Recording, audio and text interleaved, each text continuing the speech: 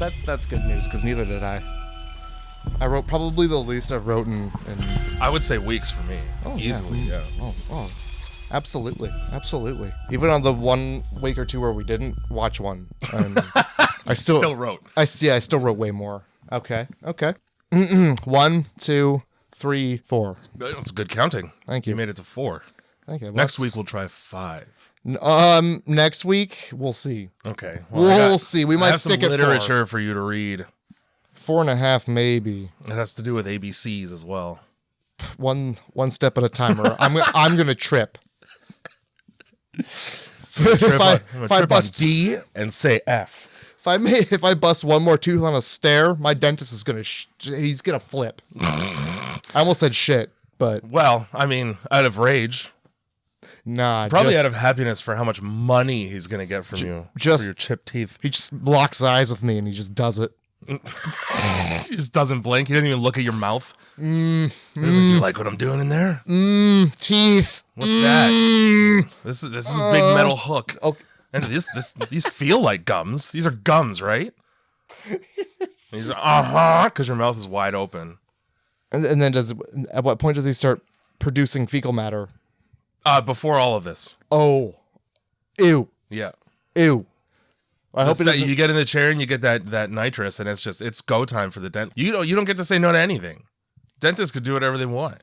I'm never going to the dentist again, Jay. Once you're half asleep. Jay, I think you just scared half of our... Steve-O's second favorite drug on earth. Guys, you gotta go to the dentist. I will say... Floss your teeth, though. They get less aggressive that way. Number one, 100% floss your teeth. I don't know who the teeth. Fuck is out here not flossing. Well, I didn't floss for a long time, and then I was like, you know what? I don't want to, like... That's how you get swollen gut. That's how you get abscesses in your mouth. Would you rather have some minty fresh string between your teeth for 30 seconds? Or a fucking weeping pustule? Well, it's more down like... the back of your throat. It's more like I didn't want to... I wanted to stop paying the dentist so much money. So I figure, fine, I'll do half the work. Yeah. Whatever. But then also, like, I was just trying to, like, make up for a life poorly lived. Yeah. I get that. By flossing. Definitely increase the frequency with which I floss by not ever doing it for about a decade and a half. Hey. And you know what? If you're going to start flossing... Adulthood is the time. Mm-hmm. Also... That's when you start to lose teeth that you don't get back. We're not sharks. Yeah. But if you're going to start flossing... Yeah. Ease into it, you know? Yeah. Ease into it, because guess what? You go too hard and your mouth gets sad about it. There will be blood. There will be. There will be blood. And Daniel Day-Lewis will make his kid deaf. And he will drink your goddamn milkshake. Yeah, from across the room. I still haven't seen that movie, but I've seen that. Yeah. That typography so many times. When we were in college, graphic design, they did this... there was this section of the college that was dedicated to art installations, like people, final projects and stuff being displayed. Yeah. And so all the graphic design final project was typography. So they would have to like animate dialogue. I think I've seen this. Yeah. And yeah, somebody did that scene, and they had the word across. It was shaped like a straw. Okay, so yeah, you sent that to me then, and I watched that a million times. Yep. Yeah, that's exactly what I'm talking about. Because I find it sick. Oh, it's amazing. Yeah. But that's not even the movie of the week. No, it's not. But, I mean, go watch, you know what? Before you watch that movie... Yeah. Watch There Will Be Blood. Watch No Country for Old Men. And also watch No Country for Old Men. It's funny how often those two movies come up at the exact same time. Well, I think they came out like the same year, and also the time period is the same. I get them mistaken for each other a lot. I've never seen There Will Be Blood, but I have seen... Well, I would highly recommend it. Well, I would highly recommend my cat walking across my lap. She loves it. Yeah, she's a huge fan. Well, this is your fault. You brought the comfy chair to eliminate the squeaks, and now it's comfortable for more than just you. Yeah, this is not my chair. This is the cat's chair, and I'm in it. Yeah. So if anything, you're to blame here. Well, welcome to Grindhouse Movie Club, everybody. Welcome to it. Welcome to the podcast. Welcome to us talking about a thing or two for, I don't know, God willing. Well, God speaking knows. of things you got to ease into. Oh, yeah. You can't just dive right into Oh, God, no. We're going to shit on an Ethan Hawke movie for like 2 hours. Yeah. And also, we're gonna mention stool and make the sounds of having it Probably. I mean, I've already done it. I ruined the podcast within the first minute or two. We're done. Oh, you cough like with a rasp when you're stooling? Oh, I guess you weren't listening. This is good. We just won't pretend like I'm gonna cut that whole part out. Nobody's gonna know nothing. Oh, that's fine. No, I aggressively made the sounds of stooling, and you were talking over it, so it's good. Okay. It's good. It's gonna be a great podcast moment for everybody. We'll clip that. Somebody clip that and put it on YouTube. Go to Give me the link so I can copyright strike it and get ad revenue. Boom, motherfucker. Go to Grindhouse Movie Club. Go to grindhousemovie.club. There it is. grindhousemovieclub.com probably also works, does it? I don't think so. I don't think I actually went for that one. Get the .club going in your browser. Yeah, think or about if you're on mobile, it's just do the same thing. If you're wondering like what's that URL? Think about the name of the podcast. Yeah. And then think about like Club Penguin, and then think about Habbo Hotel, and then put the dot after club. Just think about Before being club? 2/3 of the way through the podcast, and then there's an inconvenient period. If we think of it, Jay's gonna shout dot right in the middle of the podcast, and you'll never forget. I'm just gonna be like, do you have tampons? I'm approaching a period. I can feel it. Yikes, Jay. That was the joke I was trying to make. Menstrual cycles. You know? Yeah. You should go to the doctor. You're a boy. Oh, well, doesn't it come out of the back for women too? Are you wiping too aggressively? Oh, I don't wipe. That could also be the issue. That could It's fucking disgusting. I know for a fact people exist who don't because they think it's gay to touch your own butt. That's their whole logic. You can look this up on the internet. Anybody listening, is a real thing. There's a name for them and everything. I can't remember what it is. But it's not racist. I know that much.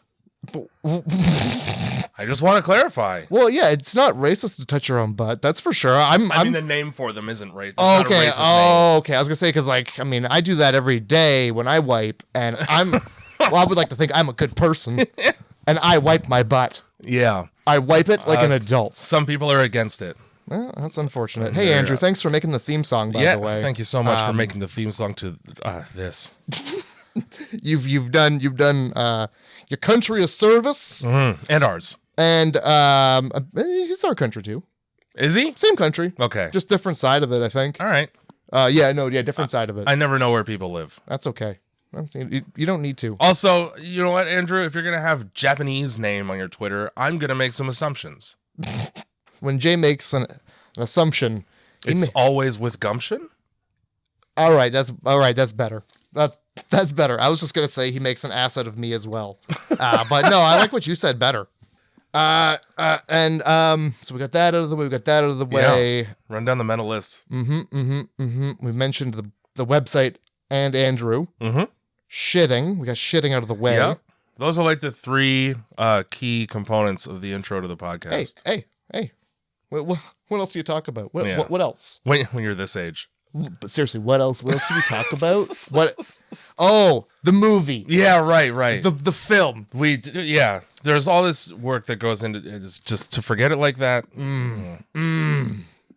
Whoops. Yeah.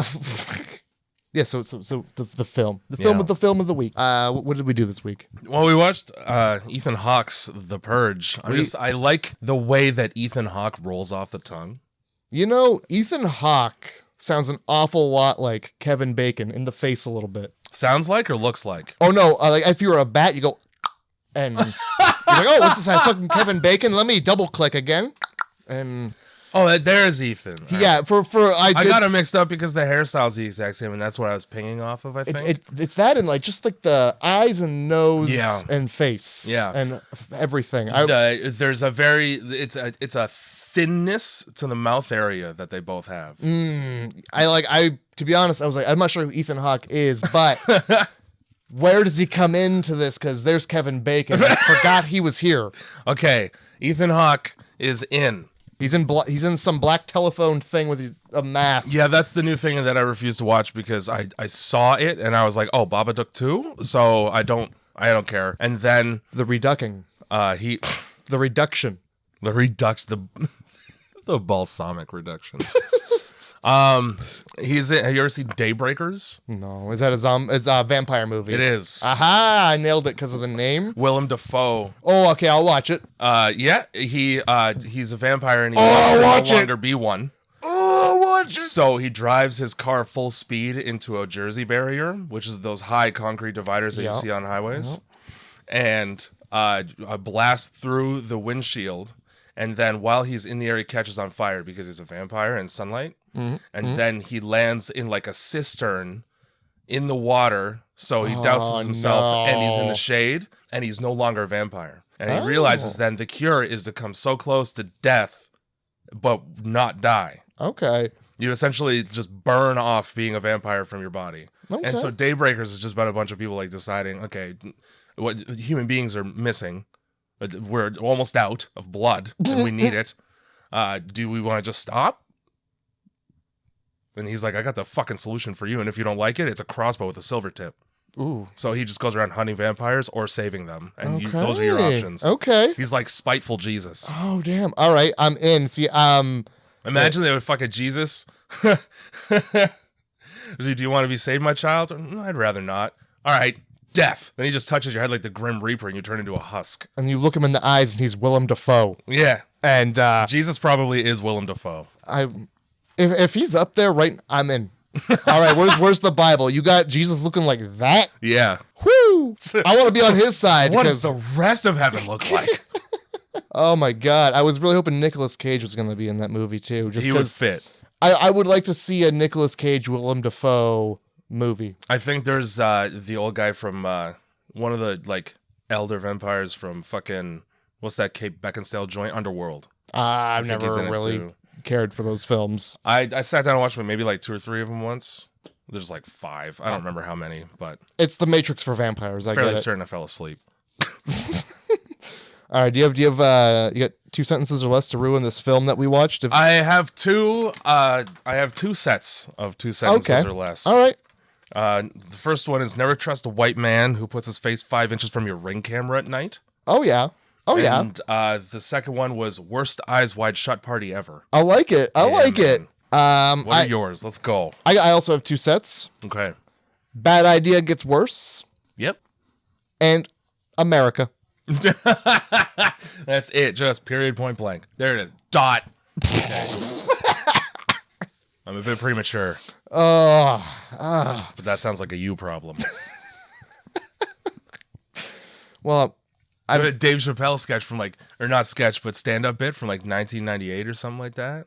And he's talking about premature ejaculation. He's like, I don't even believe in that. If I come, man, it was right on time. Like, you raise a good point, David. Oh God. It just reminds me of there's this kid on TikTok and his name's Big Joe. And he's got like a quote of the day. I don't know if I've sent you these or not. I don't know. Maybe. One of them is like... Sometimes when you link them to me, I'm at work and I don't have data. Well, you should save them for later because they're good. We talk a lot, though, so it falls by the wayside occasionally. Well, I'm going to send you some more Big Joe. Fine. He's like this, I don't know. He's like in grade 9 and he's just some kid. He shouldn't be on TikTok in grade 9. Well, he is. And he's hilarious because people just... They ask him, hey, well, what's the quote of the day? And one of them was like, hey, if you see me coming, let me finish. And again, 9th grade, that's a child saying these things. Speaking of children saying things and doing things that they shouldn't, we watched The Purge, and there is statutory rape in this movie. It's been a long day, so as a matter of fact, I should clarify, there is not statutory rape in this movie, and that was a chief problem between the 2 characters involved in it. You ever get blue-balled so hard that you kill your girlfriend's father? You try anyway. Yeah, you at the very least try. I was just imagining we were at like a horse race, and it's like before the gun could go off to scare the horses into running, that horse busted out into the field by accident, just like, yeah, so there's this in the film. Like, whoa, I wanted to get it out of the way. How many pages ahead are you? Yeah, there's some weird. It happens pretty early in the movie. Yeah, it certainly does. We can get through the first maybe 5 to 10 minutes of it fairly quickly. because it's just fucking Ethan Hawke, whose name is James, driving through a neighborhood full of people that he has taken money from and lied to. Oh yeah, well, there's like also the CC camera footage of just people getting murdered. I did want to bring that up because you can tell the real from the fake. It's a montage. There is real in there. Yeah. Uh-oh. There is just straight up footage of the 91 LA riots where the trucker got bricked so hard he got brain damage. Oh boy. I don't know if you get to see that actual clip, but you definitely get to see black people throwing bricks. Okay, and then I think the pool hall where the guy's hiding behind the pool table and firing, that looked real to me. Yeah, I was hoping none of it was real because I was like, hey, if you die, you're gonna start your movie with actual murder. Well, I'm like, oh man, you died and now you're in this. Yeah, like this is your death footage, and it's in the Purge. The Purge, and also like just exploitative as all get out. Yeah, imagine your family is like mourning the loss of you, and then this movie with Ethan Hawke comes out, and that incest chick from fucking Game of Thrones. Oh, Cersei. Yeah, shame. Yeah, so there's just like a lot of that footage. I don't know. There's a guy gets axed in the head. Oh yeah, and it's also set to the music. I don't know if you remember Peggle. Which one? The first one. Just the regular Peggle? Yeah. Reggle, if you will. That song they play right at the beginning. I only remember Nights. Or unless you mean like that fucking stereotypical morning alarm clock. Yeah. Okay. There's like a piano riff playing while people are getting clubbed to death. And like straight up just shot in the streets and stuff like that. And it's also in this other game. I don't remember what it's called. Oh my God, the game. Okay. There's a game. There's two of them. I don't know. I don't even remember what it's called. I've just played it and I can't remember. And now I'm just talking about this game, and I've got nothing about it to tell you other than this song is in it. I have. There's no way that I could guess anything. The Evil Within. Oh, yeah. See, I've never played it. Well, you should. I know. I think I own it, and I just haven't tried it. You'd enjoy it. I'm very picky about horror games, all right? How fast can you walk? That's the...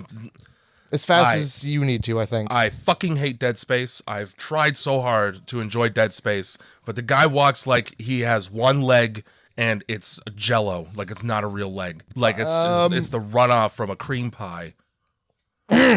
Not the sex one, a literal pie with made with whatever the fuck they make it with. It looks the same. Okay. It looks most of the time. It looks. I don't. I get what you're saying, but that's not the pie. That's not the first pie I pictured. I'm sorry. My least favorite part about all this CCTV footage is there's one scene of a guy getting beat up by 3 people, and all he does is wiggle around and then fall over like he's barely acting. Retake it. Hey man, we're going to do a reshoot on that one. Maybe people were going to be so like shocked by the pretend shootings and all that like, they're Did you just like gloss over that one? Yeah. Well, I didn't. I was watching intently because I wanted to see which ones were actual murder footage. Did you? I feel like they put it in the trivia page. Did you look in the trivia page? I didn't. I didn't look in the trivia page either. I didn't because I knew that this movie had a bunch of sort of obscure references to other movies in it, and I didn't want to go through a list. Hey, all right. Hey, if you're listening at home, bring up the IMDb page. Just scroll down to trivia if you give a shit. I didn't have time to care. It could very well be interesting. Yeah, when we do podcasts after work during the week, things get truncated like the trivia page. We're no longer being lit by daylight right now. Yeah. There are many lights on because it is dark. Anyway. I'm in Norway. I also wrote, imagine Airbnb-ing at the Blumhouse. At the Blumhouse. Wouldn't that be? Oh, the fucking, like, literally every frightening thing in a series of rooms in a hallway. We get in there and there's just chairs flying around, like, oh, fuck this. There's fucking chairs in the air. This room, apparently the chick hasn't left yet. I thought that the checkout time was 11. I'm here. This wasn't supposed to be one where the owner lives in the other room. Yeah. The owner my isn't fucking a worst demon. nightmare, dude. I would cancel my reservation when I found out that I was going to be staying in the house with the person who owns it. Peace. I don't need them to know what I plan to do in their Airbnb. Fair enough. Yeah, I'm going to get double charged for laundry. those sounds should be kept private. Yeah. So this film was it came out in 2013. It takes place in 2022. That's funny. So they probably thought that was going to be a long time away. And I hate that. You know why? Because you have an infinite number of years to go forward. We're going to go forward 6.5 years. Maybe they couldn't afford to make like the fake technology. They're just, that wasn't in the budget to have like the hologram screens, because like if you go far enough into the future and don't have flying cars, holograms, and like cybernetic implants that just like display internet to your face. Like, I'm gonna throw a rock. Yeah. Like, I mean, I'm mad. I'll be mad the other way as well. Like Back to the Future, we should have flying cars according to that movie. Where are they? Now I'm mad. Lied. Okay, but they also had a hoverboard. Where that at? You know. We're on our way. I think and people self-lacing shoes like that. Let's start there. We do have that. Do we? I think so. Do they not choke your feet out? Like, imagine they just get so tight they cut off your circulation, like a diabetic.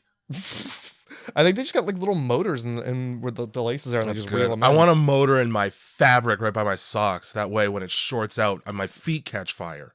I think Nike will probably have thought of that. Well, so yeah, this movie, yeah. I brought that up because it says that right in the beginning.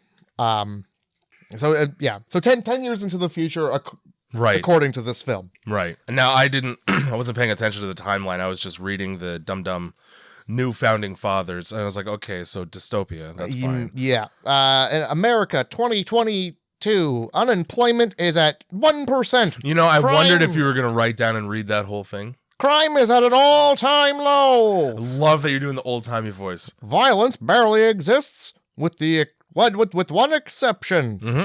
And then it's like, blessed be the new founding fathers for letting us purge and cleanse our souls, and blessed be America, a nation reborn. I'm just going to get this out of the way right away. This concept would never work in practice because inherently violent people don't care about rules. Yeah, You're giving me one night, a year to murder? I mean, I could just go out and do it tomorrow, too. Yeah. I could just go and do it easily tomorrow. Oh, for sure. You've let me have weapons up to class 4 just in my place, and you're just like wagging your finger at me behind the counter. Now, don't use this the other 364 days. I won't. I'm thinking about it, though. Yeah, thinking real hard about it. Like, how many people are going to be like, hey, I didn't hear the horn. I didn't hear the horn. So I killed like 30 to 40. Yeah. You gotta blow that a little loud. Yeah. I was in the boonies murdering children. Yeah. I got, what's it called? The fucking blind? I got one of those out there for deer, and I just changed its function. I turned it toward the house. Yeah. Oh, man. You know how I had a family? Purge day. Yeah, whoops. It's a lot cheaper than a divorce. That's true. She was going to take the whole farm, and now all she gets is the wood chipper. All she gets is buried on it. Also, like, it's messier. Oh, for sure. Nobody, for some reason, on Purge Day wants to, like, cleanly kill someone. No. I want guts in the corners that it's, like, really hard to clean without a ladder in my house. It's the one day a year you get to do it. Look, if you only had might as well go all out. It's like a birthday party. Yeah, if you drink one day a year, you're not going to almost drink yourself to death at one day a year? Fair enough. You're going to do it. Oh, my God. But yeah, no, there's not a single wood chipper in this film. A little disappointing. So the reason why I said we could skip through the majority of the intro to this is because I don't really care about, like, it's Mr. Sandin, James Sandin. James Sandin. I'll tell you right now, Sandin sounds like a fake name made up for a movie, and I hate that. Yeah, because for a while I thought people were calling him Sandy, and then I thought it was like Sardine. It seems like he's really trying to Bill Clinton his secretary. They're celebrating he closed all of his security system sales for the quarter for the fiscal year. Woo! And we're celebrating by saying it's a team effort over the phone, even though she's still at the office and you're driving home already. Whoops. Whoops.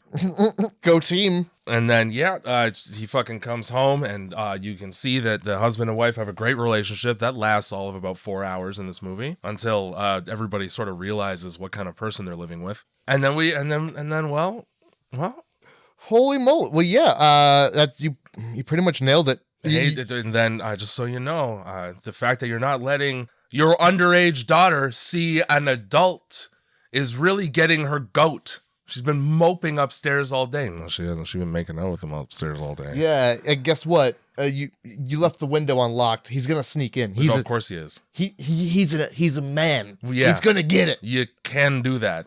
Also, it's everybody's Dawson's Creek around this age. So yeah, that on while this dude's like driving around, he's like, "Hey, you're just taking your walk before the big old purge, huh?" And this guy's like, "Yeah, absolutely." That guy's name is Mr. Cali, and which is a weird name for an Asian man. And he also bought a security system from this guy. Yeah, the whole damn neighborhood. Yeah, this is just I'm just mentioning it because you mentioned it, but then we glossed over it. Important thing. It is. It comes up later when Grace shows up, and I get really angry at the movie. Oh yeah, it becomes a large factor in this. So this guy, the daddy, as well as I call him many times because I forgot his name. The daddy. Everybody's name in this movie is the most boilerplate suburban white. James, Mary, Charlie, and Zoe. Daddy, mommy. The one black person in this movie, I think on IMDb, is credited as homeless man. That's what I call them in this. And so did I. I also vagrant, hobo, and I think I said bum at least once. Shame. Whoops. I'll tell you what word I didn't use to describe him. So not that much shame. He's listening to the radio, and some guy just openly like calls into the radio and is like, "Yeah, so my purge plans, I'm gonna hunt my boss down and fucking kill him." Yeah, premeditated murder. It is, and it's not purge time, so that's conspiracy to commit murder. You could still be charged for that crime because it's not 7 p.m. yet, is it? Yeah, you kind of just like leaked your fucking secrets right there. You sure did. Also, if that boss is listening to the radio, you're fucked. Like, he's just sitting in the fucking comfiest chair in a housecoat with a cigar, a dog, and a newspaper and a shotgun trained at the front door. For sure. That, or he's just going to go to his neighbors. I tried to kill my boss, but he wasn't home. Damn. Right. Next year, I guess. Well, what do you do? Also, like, if you don't kill him, you're fired tomorrow. Get a new job tomorrow. Oh, yeah. Well, yeah, pretty much as soon as you call in, like you're going home early. You solved your problem. He's no longer your boss. Yeah, exactly. Because he knows that. Anyway, this. Okay. Dude, the more you think about it, the more it falls apart. All movie that happens. Oh yeah.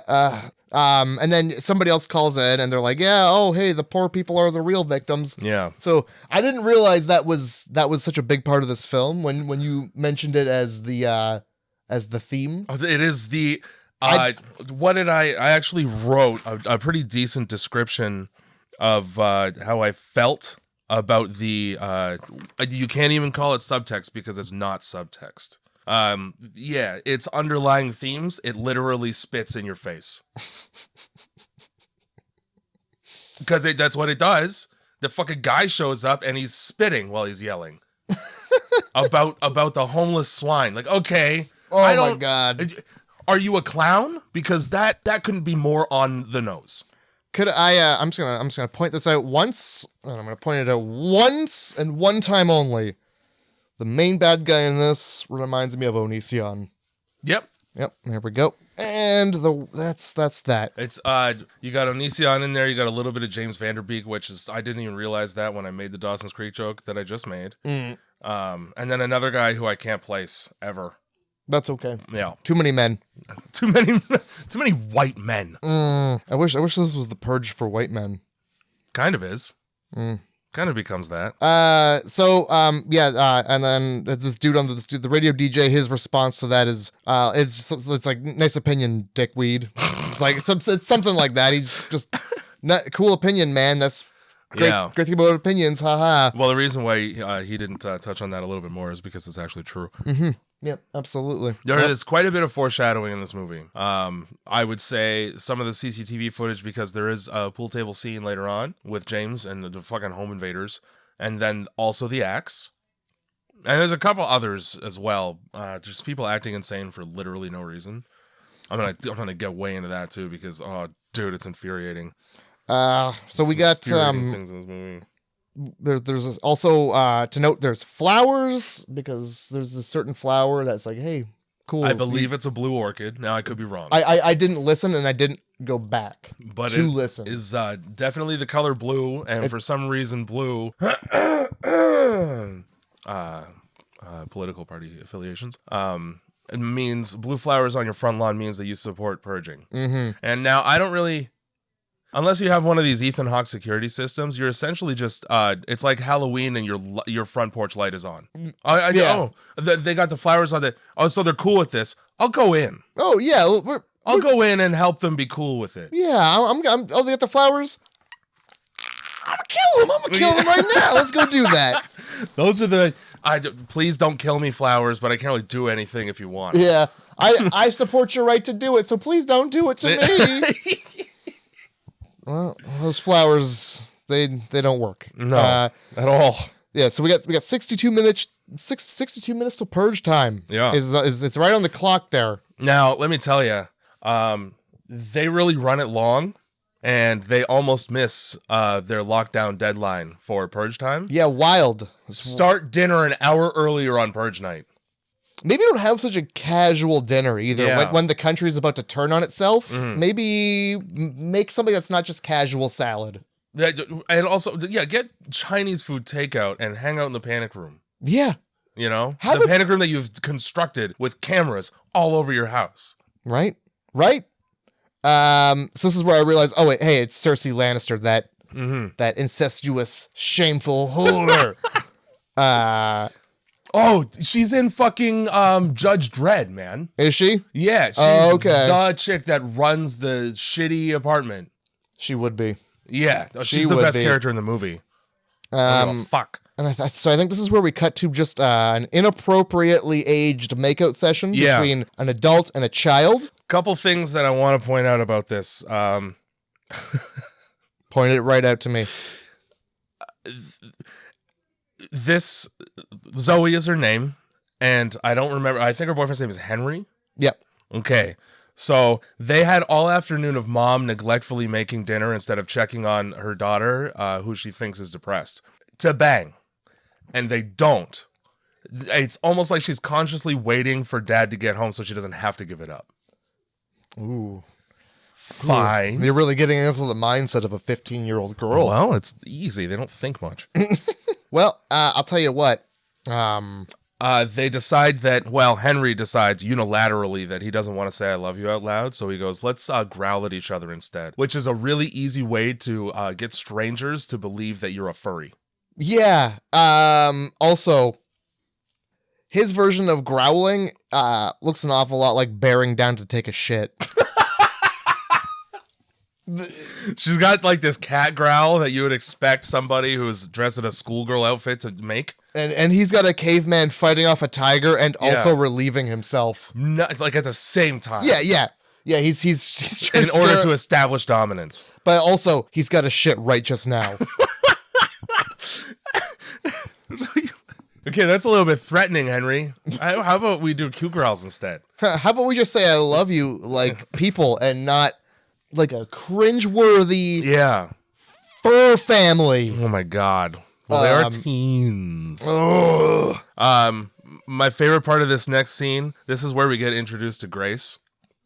Grace is the next door neighbor. She has a lot of very negative things to say right to Mary's face. Yeah, she's kind of a Karen. In the most passive aggressive way ever. Now, if you don't like this person, and you go to drop off homemade cookies in celebration of Purge Night, or whatever fucking reason that she did that, when the person you're giving those to tries to take them, don't have a fucking a mechanical death grip on the plate. Mary's like, yeah, thanks for the cookies. I really don't want to have a fucking stop and chat with you in front of my house because it's Purge Night in fucking 15 minutes. And she just won't let go. She won't let go like she's gonna die from low blood sugar and there's insulin in the plate. Oh, she's just got to tell you this real quick, though. I just gotta tell you that everybody in the neighborhood thinks you guys are jackasses. Everybody talks about your fucking addition that we paid for with the security system. Oh, yeah. Every time I look at that addition, I'm reminded of the fucking poor investment I made. We've taken note to your house. Oh my God.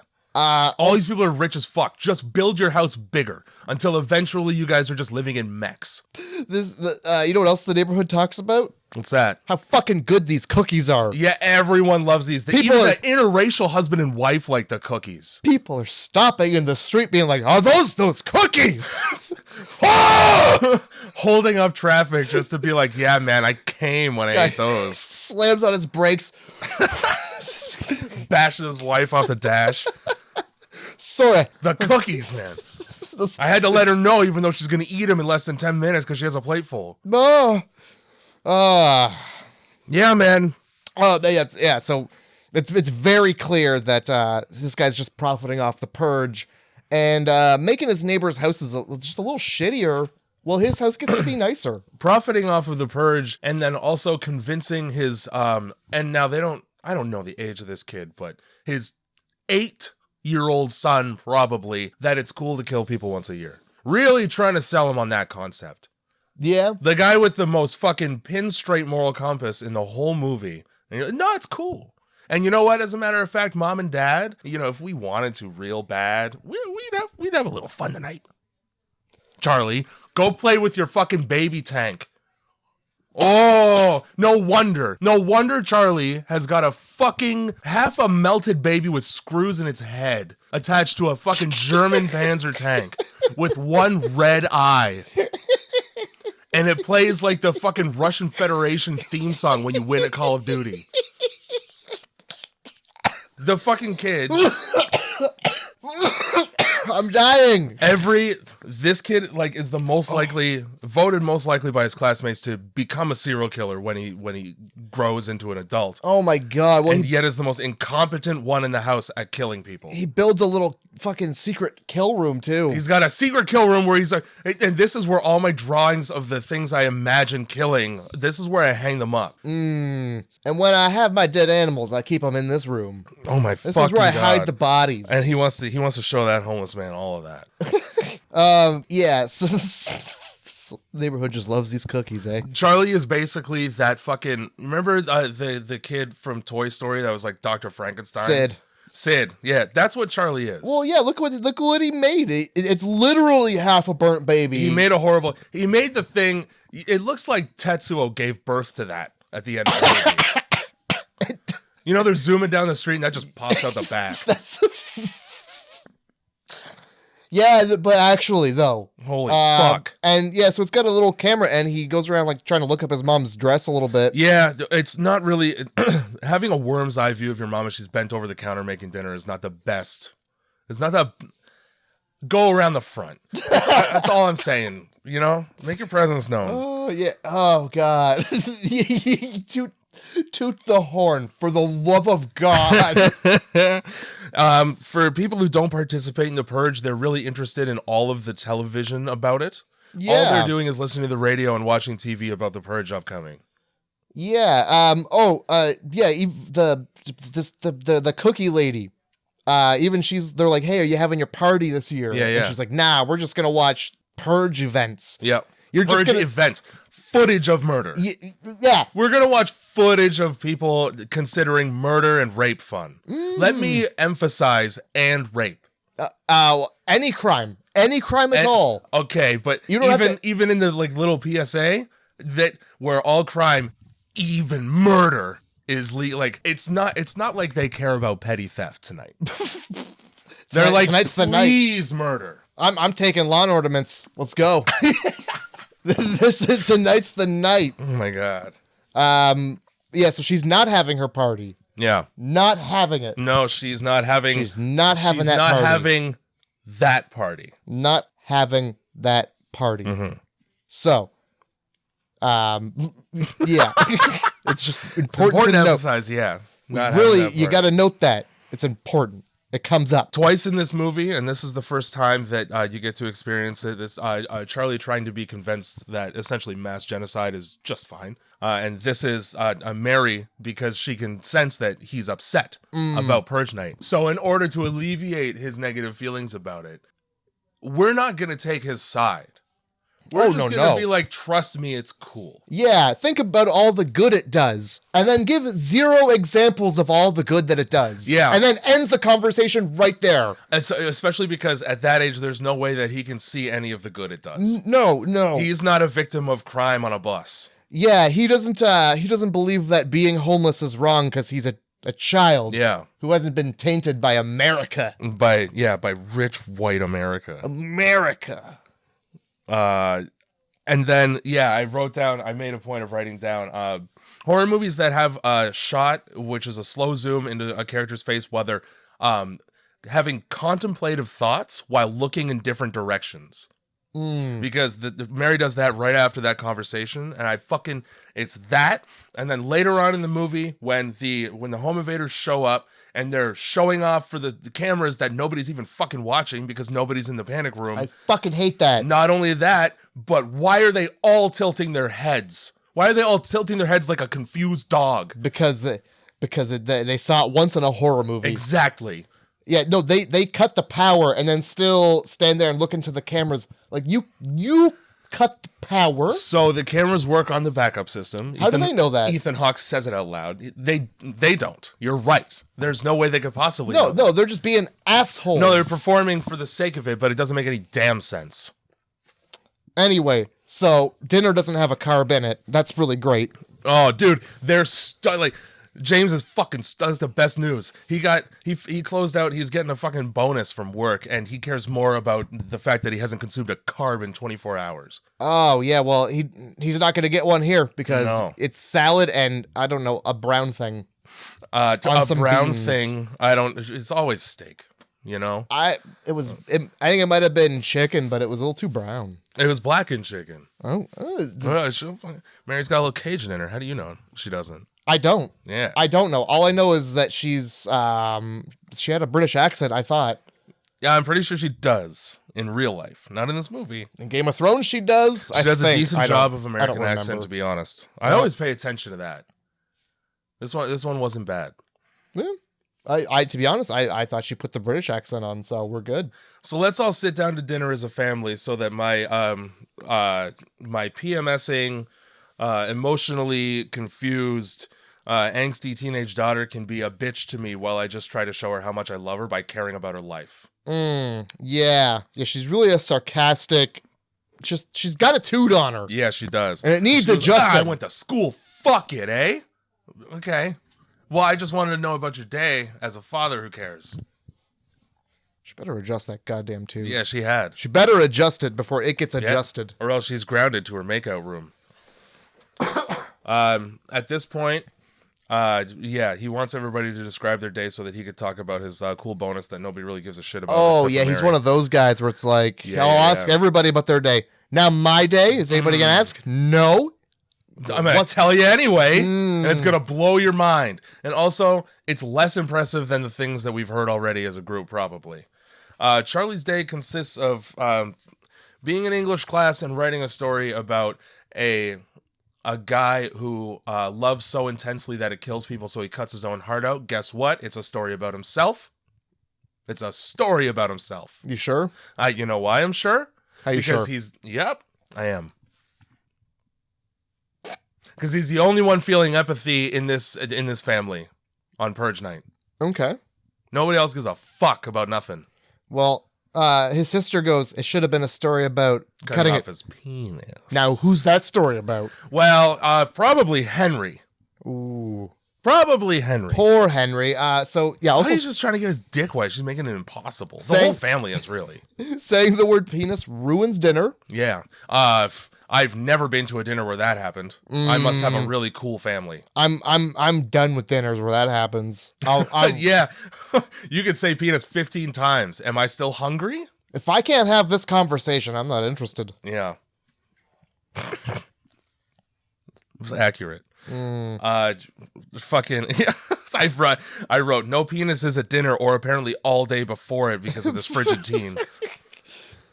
It's just like it's like a weird commercial for French fries where like the family's just sitting around the table eating, and then all of a sudden it's like, oh yeah, the country's gonna kill themselves. Let's go. We gotta hurry. We gotta close the garage door like before the crime gets in with urgency. But all I'm saying is that like dinner wasn't done. Bring it upstairs.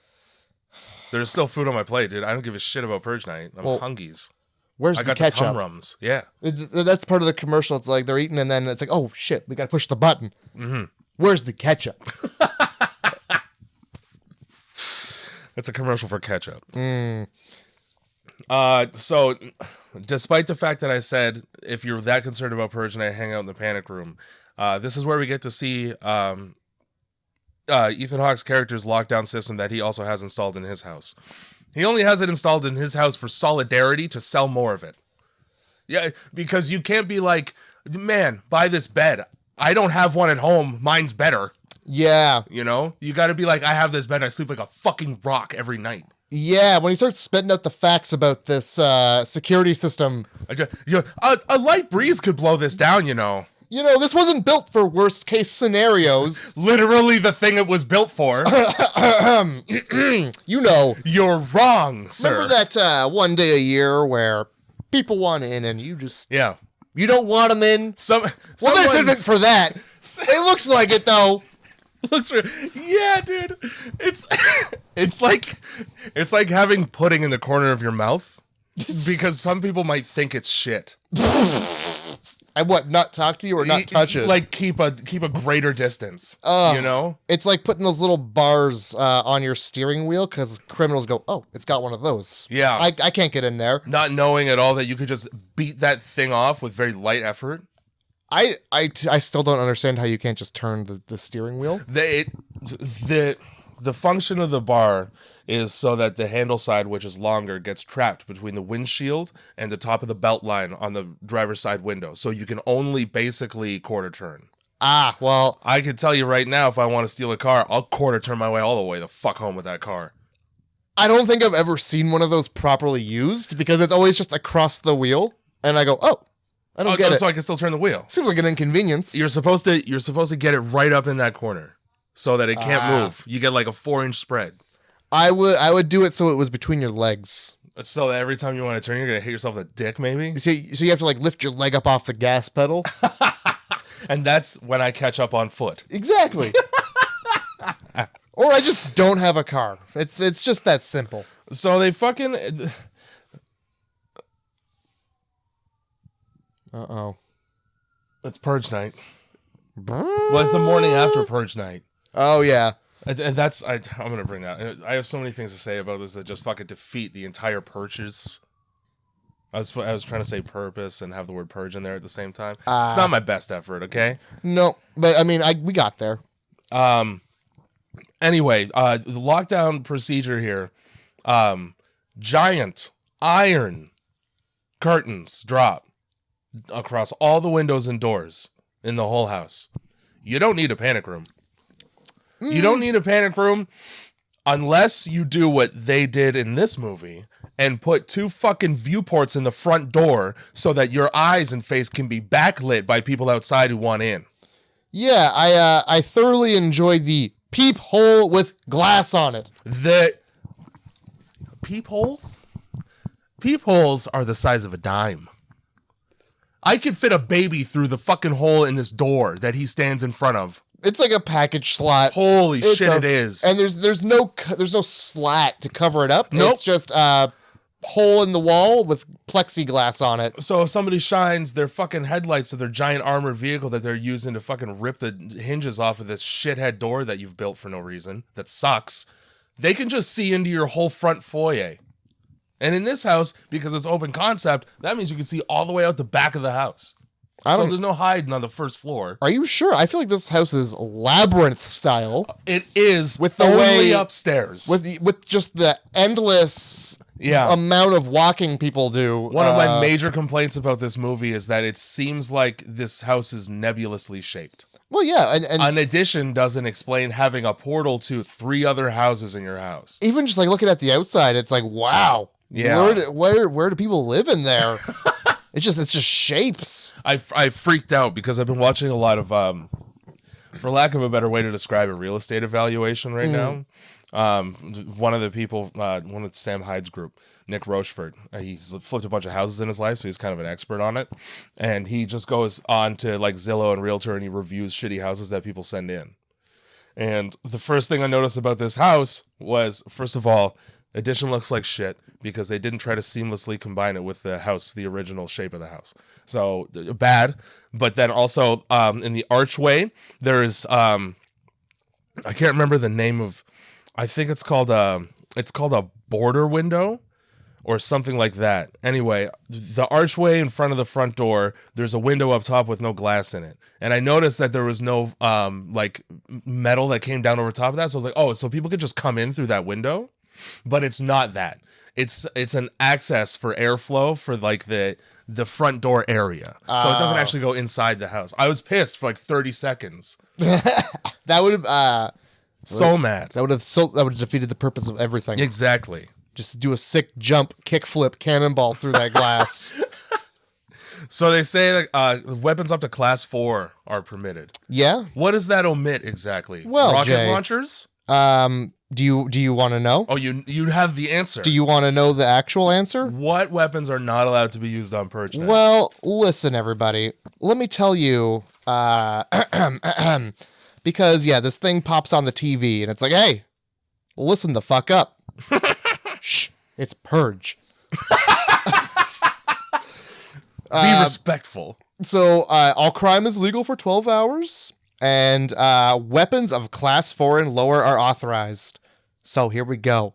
As an American citizen, during the Purge, you can kill your neighbor with any of the following. Nice. Let's go. Handguns, rifles, shotgun, semi-auto fire in nature. That's class 1. I mean, all of these were proven by the movie. If you're an American citizen during the Purge, you can kill your boss with any of the following. This is class 2. Handguns, rifles, shotguns with a silencer. Oh. Still semi-auto. I'm a little confused as to why having a silencer or suppressor increases the class by 1. Because it makes it easier to conceal. It's silent. Oh, it's not though. It Have you ever heard a silencer? The good ones are fairly good at silencing. Are they? Okay. I've only heard like fucking somebody hollowing out a potato or a fucking toilet paper tube and it just explodes and makes it even louder. That's not a silencer. That's just mashed potatoes. Well, I missed half of dinner because of Purge night. I just jammed a potato in my gun. My older sister wouldn't stop talking about penises to me. She's such a bitch. For somebody who doesn't put out, she's sure, you know what, she tries later on and he's just like, nah. Anyway, class 3. So if you're an American citizen, you can kill any shop owner, bank teller, or bystander with a short-barreled rifle or short-barreled shotgun, fully auto rifles, and handguns. Okay. Now, Jay, listen to me. I'm listening closely. Because we're about to get into class 4. Let me adjust myself in the way I'm sitting in this posture so that I might face you better. And I need to know exactly what class 4 weapon, because the way that you've prepared me for this, it makes me believe that there is a sexual element. Like, is a class 4, is a double-ended dildo from fucking Grand Theft Auto a class 4 weapon? You're think, making a face. I need. No, well, it's not class 4, but it would fall into one of these because I don't think there's a class 5. Mm-hmm. So I think it would have to fall somewhere in here as like I'm wondering if everything legend that's not on that list is just no class. Like blunt instruments, you could just do that. Yeah, and I don't think you can purchase the. Well, you can probably, but I think you could just make those. Yeah. So yeah, class 4. Mm-hmm. As an American citizen, you can kill everybody in your entire town if you wanted to with any of the following during the Purge. Only during the Purge. 7 to 7. So basically, I get 2 murders out and then I have to go to bed. You'll get way more than that out with these. Okay. So, bombs. Nuclear bombs. Flamethrowers, rocket launchers. What the fuck? There are no other weapons. All we got were machine guns and a shotgun. Where was the RPG going into James's house? That could have taken down that shitty security system in like one shot. Where was the tactical nuke? Where was decimating a city block? Fuck, I really got a purge. I got a built-up of backed-up purge in me. I got a purge good. I got to purge an entire city block. Why are so many people traveling to Chernobyl a week before the purge this year? Oh my God. I just read a news story, and this is kind of interesting, on the topic of Chernobyl. Now, this is a total derailment, but there is, I'm not sure what it is. It's called like CG 697 or something like that. Anyway, it's a radioactive substance.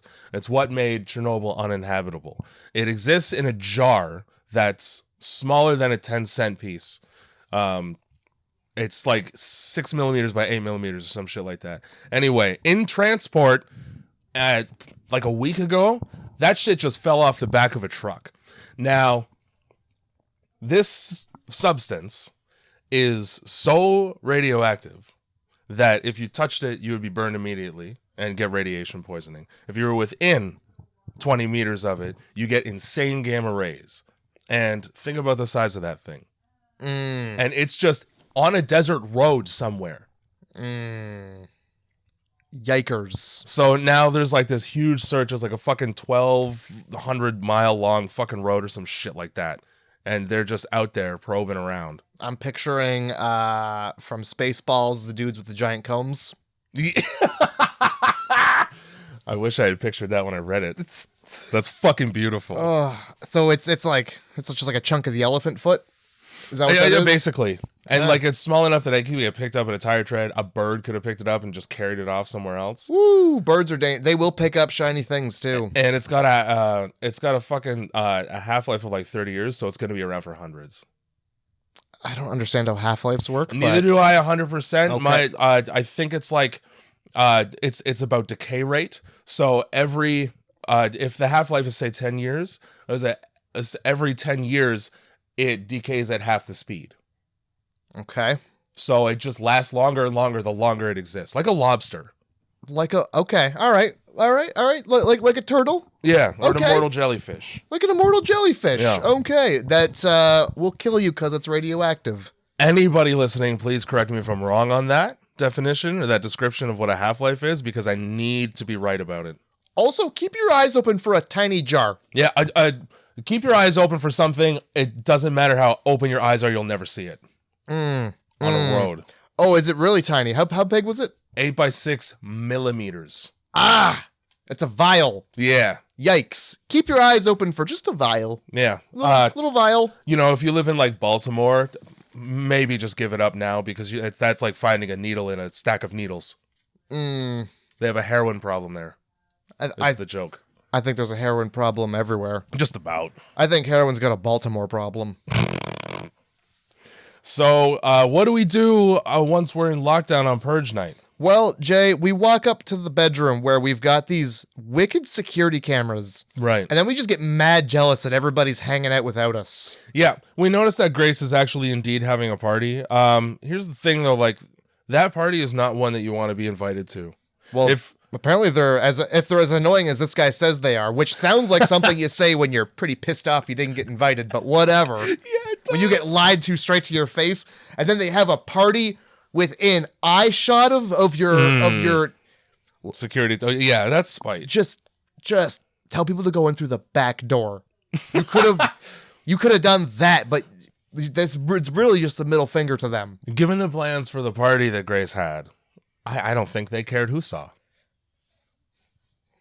I don't know if these were plans or if I think they just seized fucking. I feel like they seized a moment of opportunity. I don't know that weird robotic look that she gives at the end of the movie.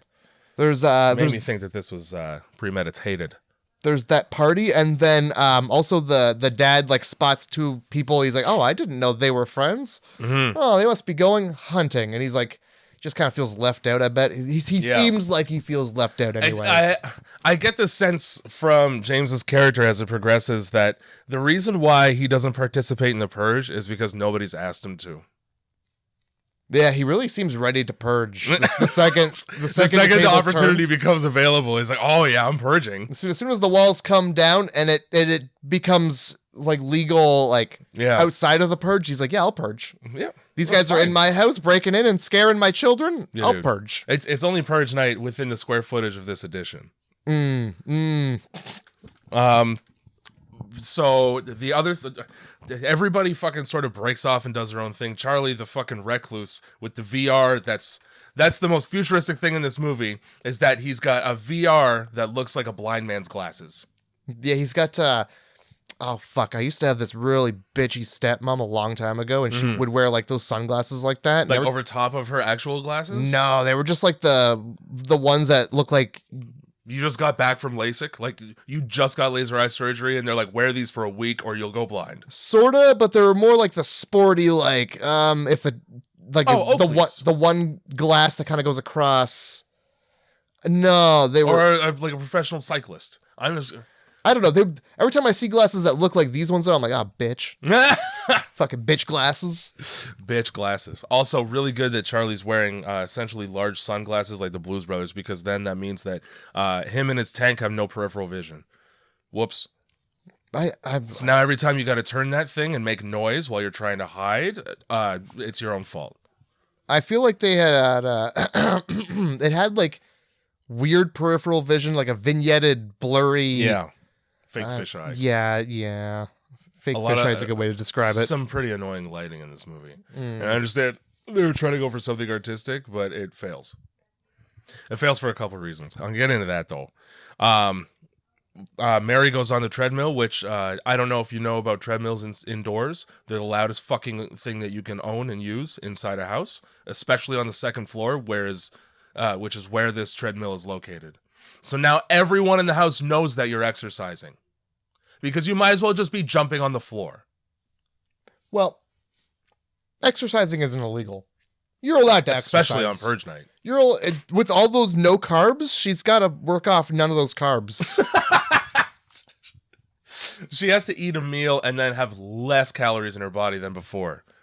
Yes. Zoe goes back to her room to pout, and Henry has made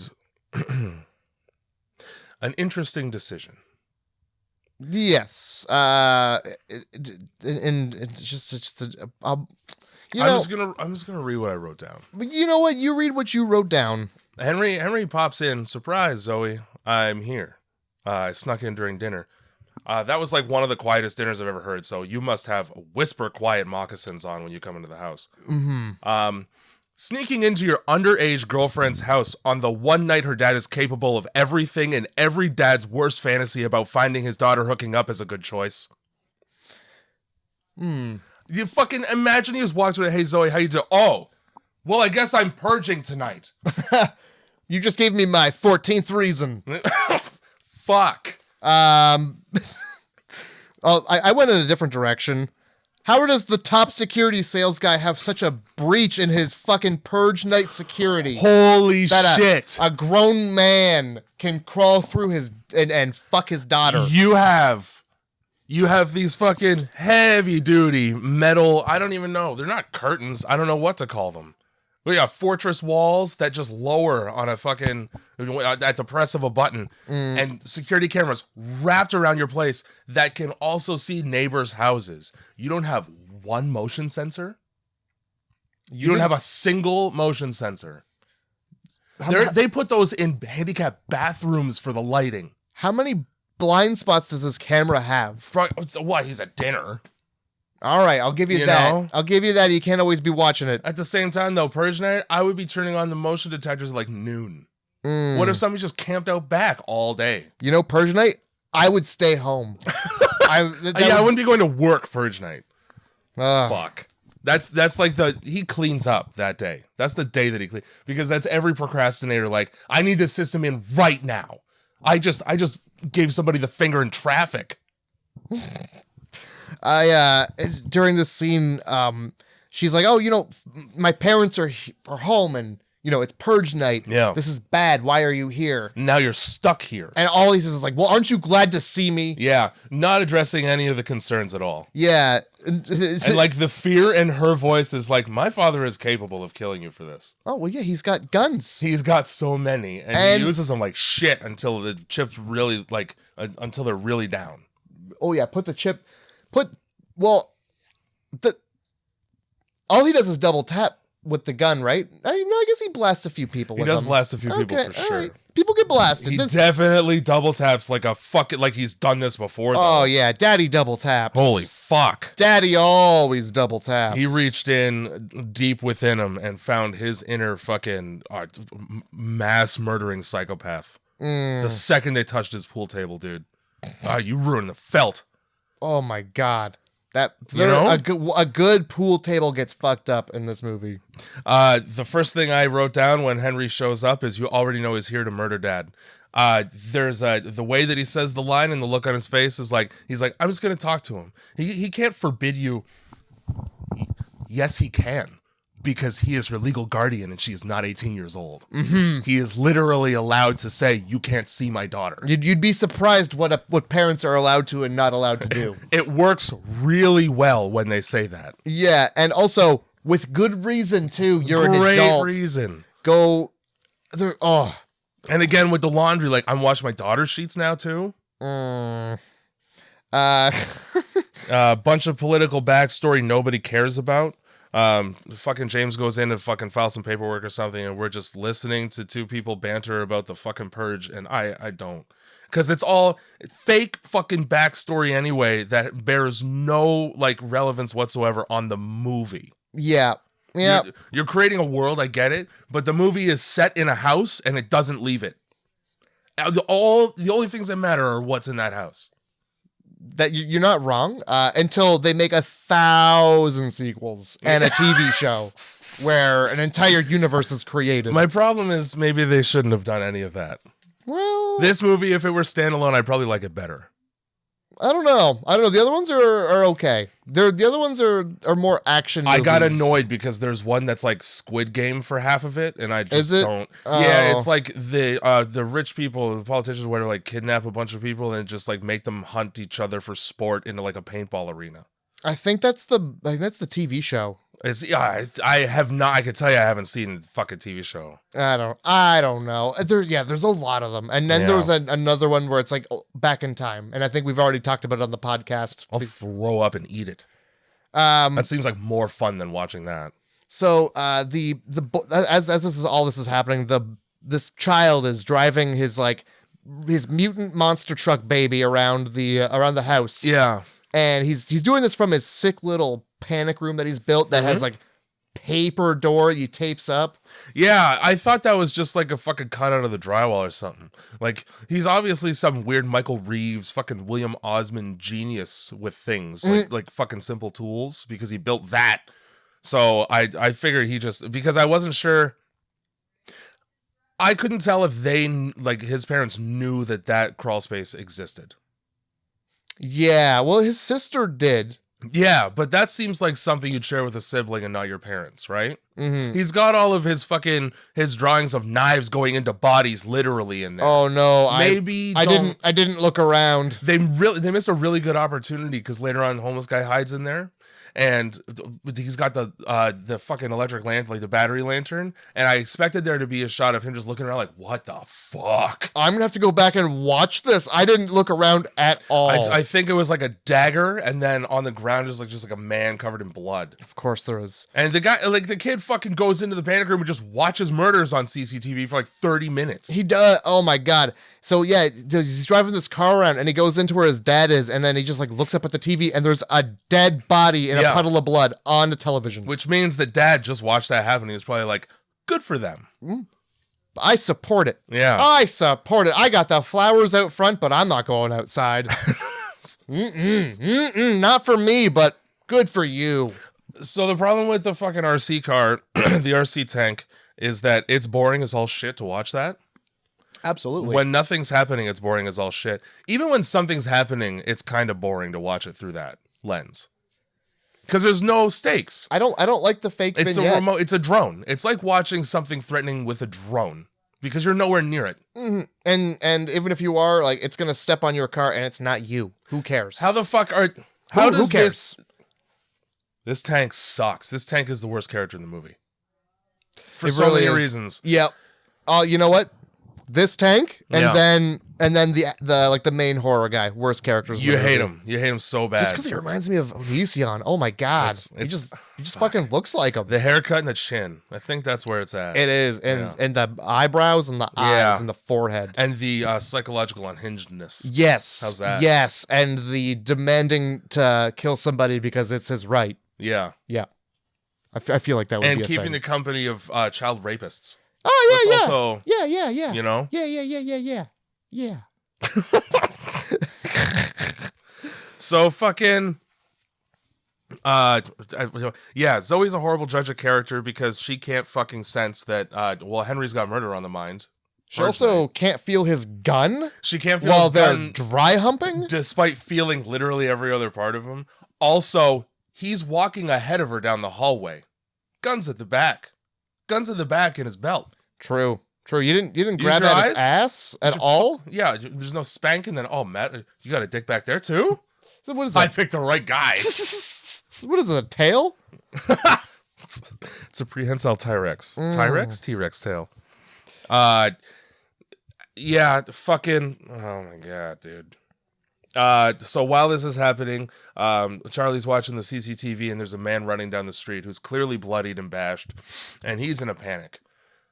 And he just wants help. Right. So Charlie goes, I'll endanger my whole family. Yeah. This guy even goes so far as to say, "Hey, I won't hurt you. I won't hurt anybody. Okay, come on in." Kind of sounds like the opposite is true. That's the kind of thing somebody says when that's their whole plan. Yeah, why don't you come on in and hurt me and my family? Yeah, that'll be cool. Please, come on in. We're all just enjoying ourselves. Murder us. You'd think you'd put some kind of fail-safe code on your lockdown system so that your children can't just deactivate it. Yeah. Just deactivate it by pressing a button. It would be nice if your nice security system couldn't be deactivated by your ass bumping up against it. Yeah, because you're like all fucking excited. You're like, yeah, fuck me in the panic room. And then, whoops, the security, it's on the fritz. Did my wiener hit 5255? My wiener always hits 5255. This isn't a very good code. There's 3 5s in it. Damn, I gotta get a different wiener. I need a wiener that curves slightly to the left. That way, instead of 5255, we hit 5155. I'm just gonna keep it colder in here so I hit 2 to 2 2 2.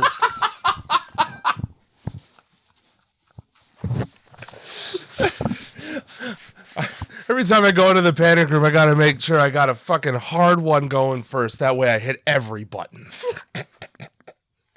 That way I lock myself out of the system like a phone password.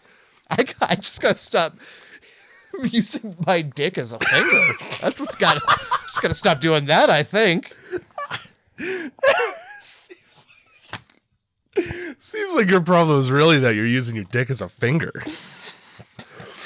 That's the main problem, anyway. So fucking we get Henry trying to kill at the same time that that homeless black man gets into the house. Yeah. Now, when you get into somebody's house during Purge night and they're all confused and one of them has a gun, maybe open your mouth and explain yourself. Instead of just standing there by somebody's son staring with Jack Nicholson eyebrows. You know, you raise a good point. Maybe clean the blood off. You'd be like, "Hi, Yeah. my name is Homeless Man, and I'm here to not be murdered. Do you mind if I just slip out the back?" This is the only time where saying, "Don't worry, this blood is mine," is the better of the two options to say. When the boy calls this dude in, he takes like a hot minute to be like, "Do I want to go in there?" He kind of like hesitates. Get in there. Well, I mean, you see all that, like the gated system and everything, and you go, if I'm getting in there, there's no getting out. And maybe that's a worse option than just continuing to run away from the danger. Sometimes. Yeah. What if they're Persian in there? What if the lockdown system is so that you're trapped in here with me? Well, joke's on you. Because he is? Yeah, these are the chances you take on Purge night. Yeah. Before this happens, there's gunfire outside, and Cersei Lannister here goes over and goes, "Oh, gunfire. And then the dad's like, yeah. Probably. Yeah. I don't know if you know, but it's tonight. There's gonna be gunfire. Yeah. Idiots. It's fucking Purge night. That's 80% of it is gunfire. You obviously haven't watched enough events. Also, like, people, he's like, it's probably just people firing their guns before hunting. Why even try to back off the fact that it's probably people being murdered with guns? Yeah. I mean, that's worse because now the bullets are just flying through the air. Yeah. There's at least one episode of 1,000 Ways to Die where somebody gets hit with a stray bullet that gets fired in the air. They arc and come back to Earth. They sure do. They don't just keep going to space. It might be a little bit slower, but it's still gonna go through you. I mean, you ever drop a penny off a CN Tower? Don't. It's illegal because you'll murder someone. Yeah, exactly. They have this very, very fine mesh on the CN Tower so that nobody drops things. So nobody drops yourself or pennies. Because for some reason, when you tell a group of people not to do something, that's their favorite thing to do now. Oh, yeah? Bet. Fuck. Exactly. That was your cell phone. That's fine. It felt good. It felt right to do. Oh my god. Henry. Henry pulls out Henry pulls out his own weapon. So Henry, he's just like, hey, what's up? You know, I'm not actually here to grab a titty off you. Yeah.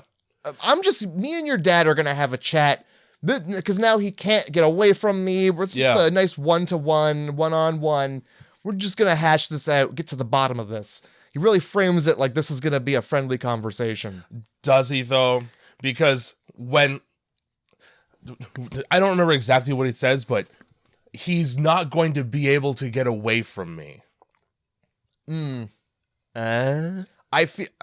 dubious about the way you phrased that, Henry. Are you giving him a reason to want to get away from you?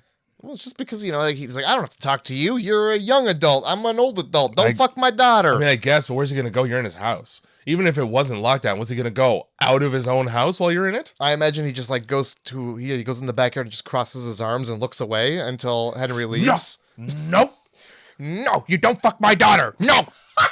Nobody's fucking my daughter tonight. No. Yeah.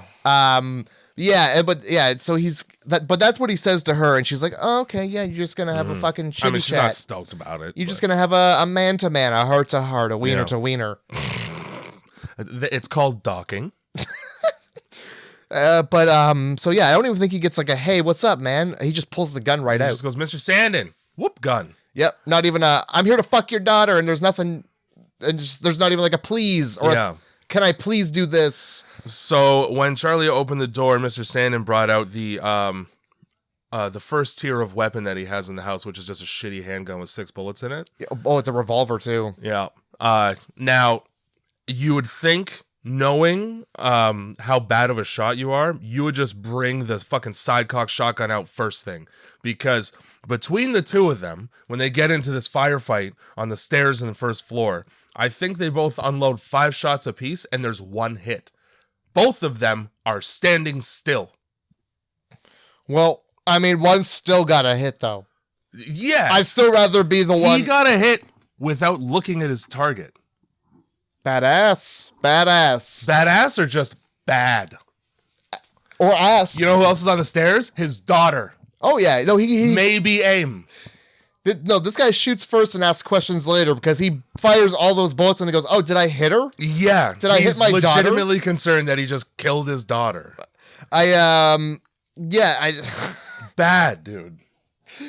Yeah, he's not good. But also, I mean, at least he didn't get shot. Yeah, he didn't get some crazy how. It must have fucking bounced off the wrought iron banister that you have on your fucking spiral staircase upstairs, fucking Willy Wonka's house. I don't understand. Yeah, it's Purge night. Why would you have the little gun? Get all of them out. You should have more than a shotgun. It's Purge night. Class 4. You know what, dude? Just wire up every door and window with C4. Just put claymores everywhere, and then fucking, you just got your bonus. You could clean it up. Just have a grenade. Yeah. Have a grenade. I bet you a grenade would deter most regular people purging. I'm just reading my notes here. The daughter is dressed for porn.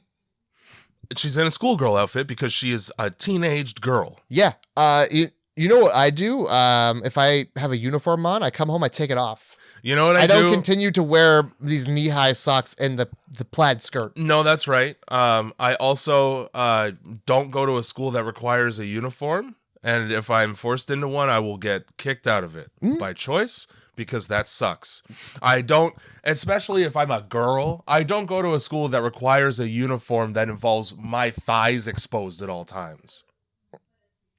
Whoops on private school dress codes across the continent. That is a horrible choice. Why not just you are promoting fucking in your school. You're begging teens to fuck. I got this loose ass fabric with like 2 buttons for the fly, and you just have a skirt? Let's go to the janitor's closet for 30 seconds and get this done. I didn't go to a Catholic school either. I didn't. But damn, dude, I've always hated that. I don't like dress codes. I don't like having to fucking. And then what? Like I'm supposed to wash it all the time, or do you give me 7 pairs? Before this shootout takes place, it's like one of those scenes where there's a lot happening. Yeah.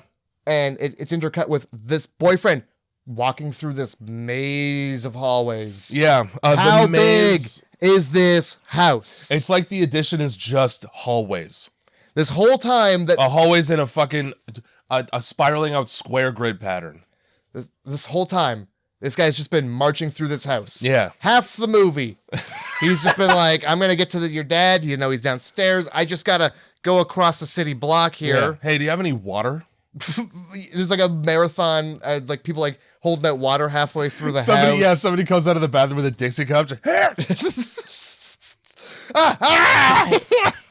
Who is that? And yeah, I just wanted to point out that there's a couple scenes where you're like, fucking. A couple scenes, a third of the movie without exaggeration is walking through hallways. And also like not hearing things going on in your house. Yeah. So nobody. How big is this mansion? Do you have acoustic foam in every room?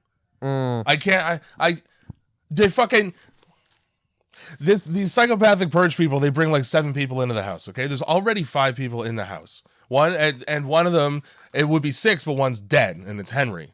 The half of this movie takes place with people hiding in this house while other people are exploring it. Is the house from Stranger Things? Have you seen Stranger Things? No, it's a portal somewhere, is my point. And it goes to another dimension. Okay, all right. The Upside Down or some bullshit like that. It sucks. It's a very small house in Stranger Things. Yeah, it gets bigger when you go through the wormhole, though. It's very much like a trailer. Yeah. Well, Winona Ryder lives in it. That's it. So yeah, after this gunfire, the daughter drags her boyfriend off. Yeah. And is way more concerned about him. Yeah, than the dad who was also shot at. Yeah. And he seems a little hurt by that. Also, like, if you're worried about him dying from a gunshot wound, wouldn't you take him to where people can help instead of isolating him in the bedroom? Yeah, with just you where you don't know shit? No, we're going to drag him and keep moderate pressure on this. And then just whisper, come on, because that always works. Hey, don't you fucking die. Live. You know, when we do first aid training, we're told that you can be a bystander all day. Once you decide to actively participate, you're then legally responsible for that person's life. Mm-hmm. She didn't even attempt CPR. That's smart, because if he dies, it's like, oh, well, why didn't you do CPR harder? Why didn't you CP harder? And you know what? She tried really hard to CP harder. Okay? And then he goes, I can't do this. Well, yeah. She unbuttons the cookie jar and he's just like, chocolate chip. I was hoping for raisins. What? What is that? You've never been like, oh, hell yeah, chocolate. Or no, you like. Oh, because her bra was out? And I don't like the pattern on this. Well, no. This lace is making me upset. No, I was just referring to, I was just trying to, like, not say underage chest. I want you to know also that during the original, right before he says, I can't do this, and it upset me, which is why I remember it. There's just a straight up upskirt. So I'm hoping that this actress is of age. I didn't see that, and I'm happy I didn't see that. I was like, how close to banging are we really going to get in this scene? And it got pretty goddamn close. It did. It's Jay. It was called dry humping, and it was boydering. We're good. It was boydering? No, well, I was gonna stop myself before I just said the thing I was gonna say. So I just cut it off there, and that's fine. We're gonna leave that word. And we're just good. We're just good with what I was gonna say because it wasn't a pleasant thing to say. Shit.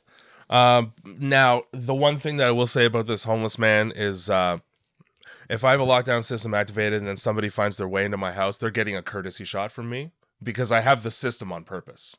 Oh, you're in my house and I don't want you in here. It's Purge night. Sorry. Oh, I'm going to do the thing that I'm going to do. I don't know the law in the place that they are in because I forget where this takes place. America. Yeah.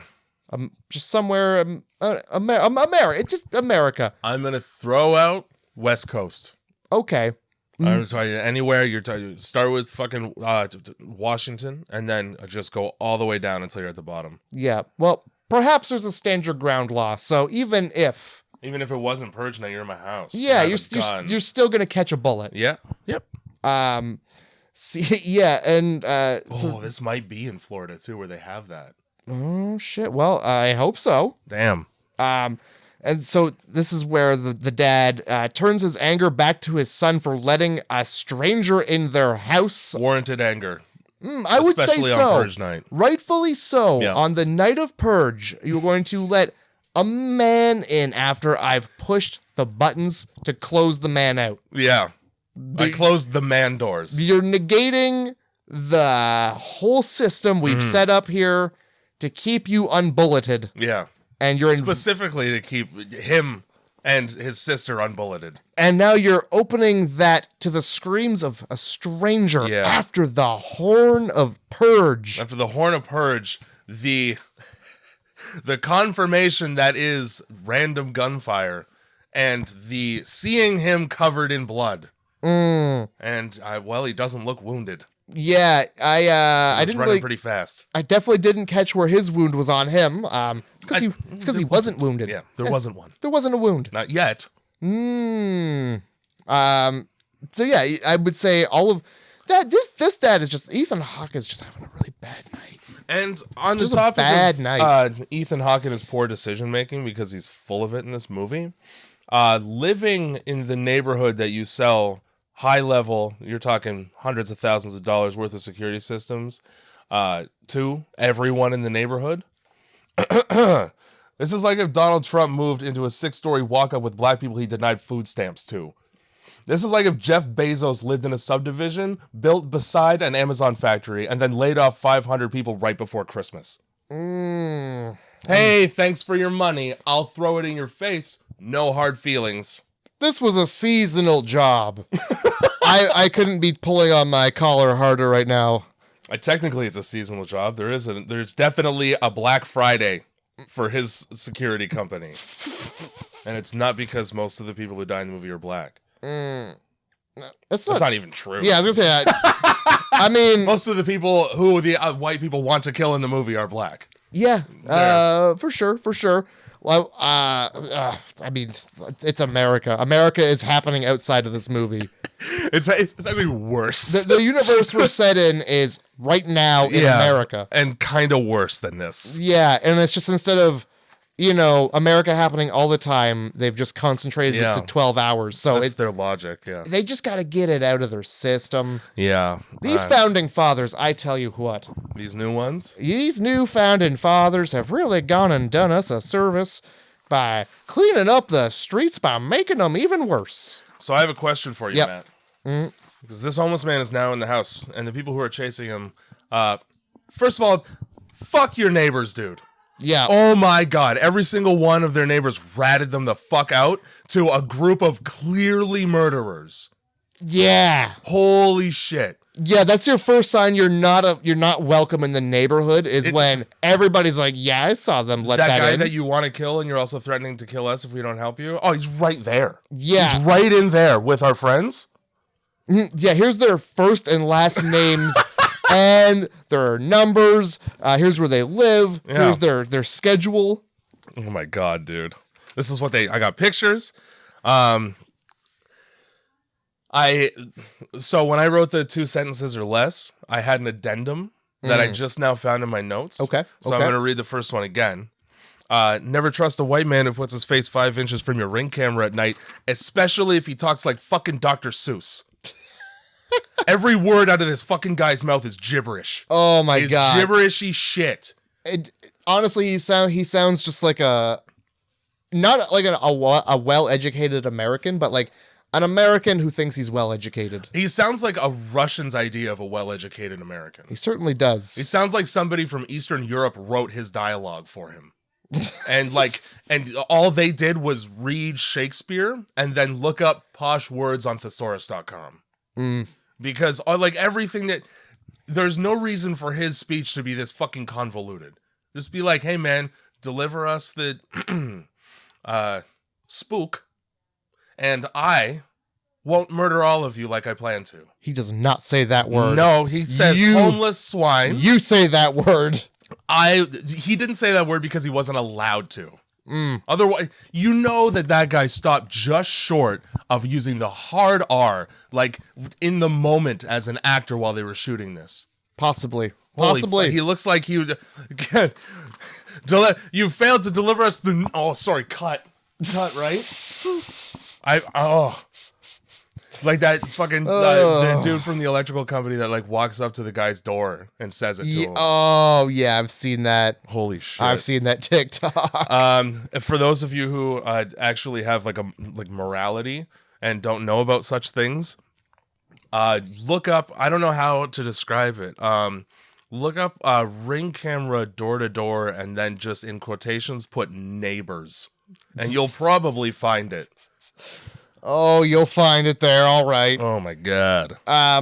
So in this whole scene, before these people arrive, yeah. After the gunfire, the boy disappears with the homeless man and comes back panting without the homeless man, as if they wouldn't notice that he just took the homeless man somewhere. Like, hey guys, what's going on? Pretty wild night, huh? What guy? I didn't see one. Homeless? No, we've got one. Not me. I'm not. These kids don't want to be anywhere near their parents, even though their lives are in danger all movie. Would you? One's in a crawl space, one's in a room getting macked on, and then she just disappears. And Charlie's just like chilling with the VR glasses instead of paying attention to his surroundings when he's going to get killed if he gets caught. Yeah. All right, guys? Well, he's not going to get caught because he's hid behind a thin piece of paper that he's taped up to look like the wall. And talking out loud while he's operating the RC tank. And also having a flashlight on. Yeah, in the house with the lights cut because they cut the lights. So hid behind a thin piece of paper again. Okay, sorry. Yeah. Rich psychopaths show up. Instead of Onision, this guy is doing an impression of Patrick Bateman all movie. American Psycho. Like he watches American Psycho and he pre-comes because that's what he wants to be so bad. I don't know about that. He's got a thing with homeless people, so did fucking Patrick Bateman. There's a scene in that where he just stomps a homeless guy to death. I've never seen it. Picture this guy in a whole movie and he's a businessman because all these people are obviously business people. And here's my problem, right? Every single one, like we got 2 chicks here. They all show up in masks that look like they're from fucking Halloween Town. These are definitely Spirit Halloween off the shelf, like $4 masks. They got in a hurry. One of them is so trigger happy that it gets him shot in the head by his friend. Oh, yeah. So he's like screaming, like, bring us, because, so, yeah. The main bad guy approaches it really calmly. He's like, hey, you know what? I'm going to level with you. I see the blue flowers out there, so clearly you're all about this shit. That homeless guy, we were trying to kill him. He killed one of us, so that's why he's covered in blood. Yeah. And the whole time they're talking through this fucking huge hole. Giant. I could see your whole mouth moving. It's a goddamn peephole. And he's it's a people on a submarine. Yeah, it's like a periscope coming out of his front door. Yeah. And so he's like, hey, yo, here's the deal. I'm going to level with you. Send them out. Mm-hmm. You guys are fine. If you don't, we've got provisions coming, and we're going to get in. I would argue that you don't need to be subtle about your provisions. Just say, I'm bringing the same battering ram they used to break crack houses' doors down. Because that's basically what he brings. They hook the... it's a reverse battering ram. Also, they don't hook shit to fuck, and they don't pull shit down from fuck. Because when they pull that door down, if you pay attention to the shot, it gently falls like it was blown by a precious summer breeze. Okay, so it's a prop. I don't give a fuck. And they cut away before it actually hits, and you just get a fake metal noise. I thought that was speaking to how crappily it was installed. Yeah, it could also be, but at the same time, you'd think it would be with force because they don't know that. So isn't the guy gunning it? All right. Either way. And then he's just this whole calm thing, and then one of the guys is like, "Yeah, you bring out that motherfucker," and then he's like, "Yeah, I won't have any of that," and he shoots him right in the head. Shoots him in the head, and then the shot cuts to outside the front door where the gun is now in his other hand. Whoops. Try again. Well, you know, when you look through a peephole, everything's reversed. Yeah. You know when your peephole is just a piece of plastic over a hole in your door? you know, you've been there. So when presented with that deal, this is going to sound very callous. We don't have a chance to endear ourselves to this homeless guy yet. There's an episode of Jerry Springer, maybe you've seen it, where it's about this guy who cheats on his girlfriend because he's got a food fetish and she doesn't want to participate. So they go on for him to be like, I've been sleeping with this other girl because she likes to put food on her. I don't give a fuck. This is just the case. And then they cart her out like a fucking, like the Looney Tunes pig with an apple in its mouth. And she's like 400 pounds and she's surrounded by like mashed potatoes. I've seen it. And then, so that's how I would bring the homeless man out of my house.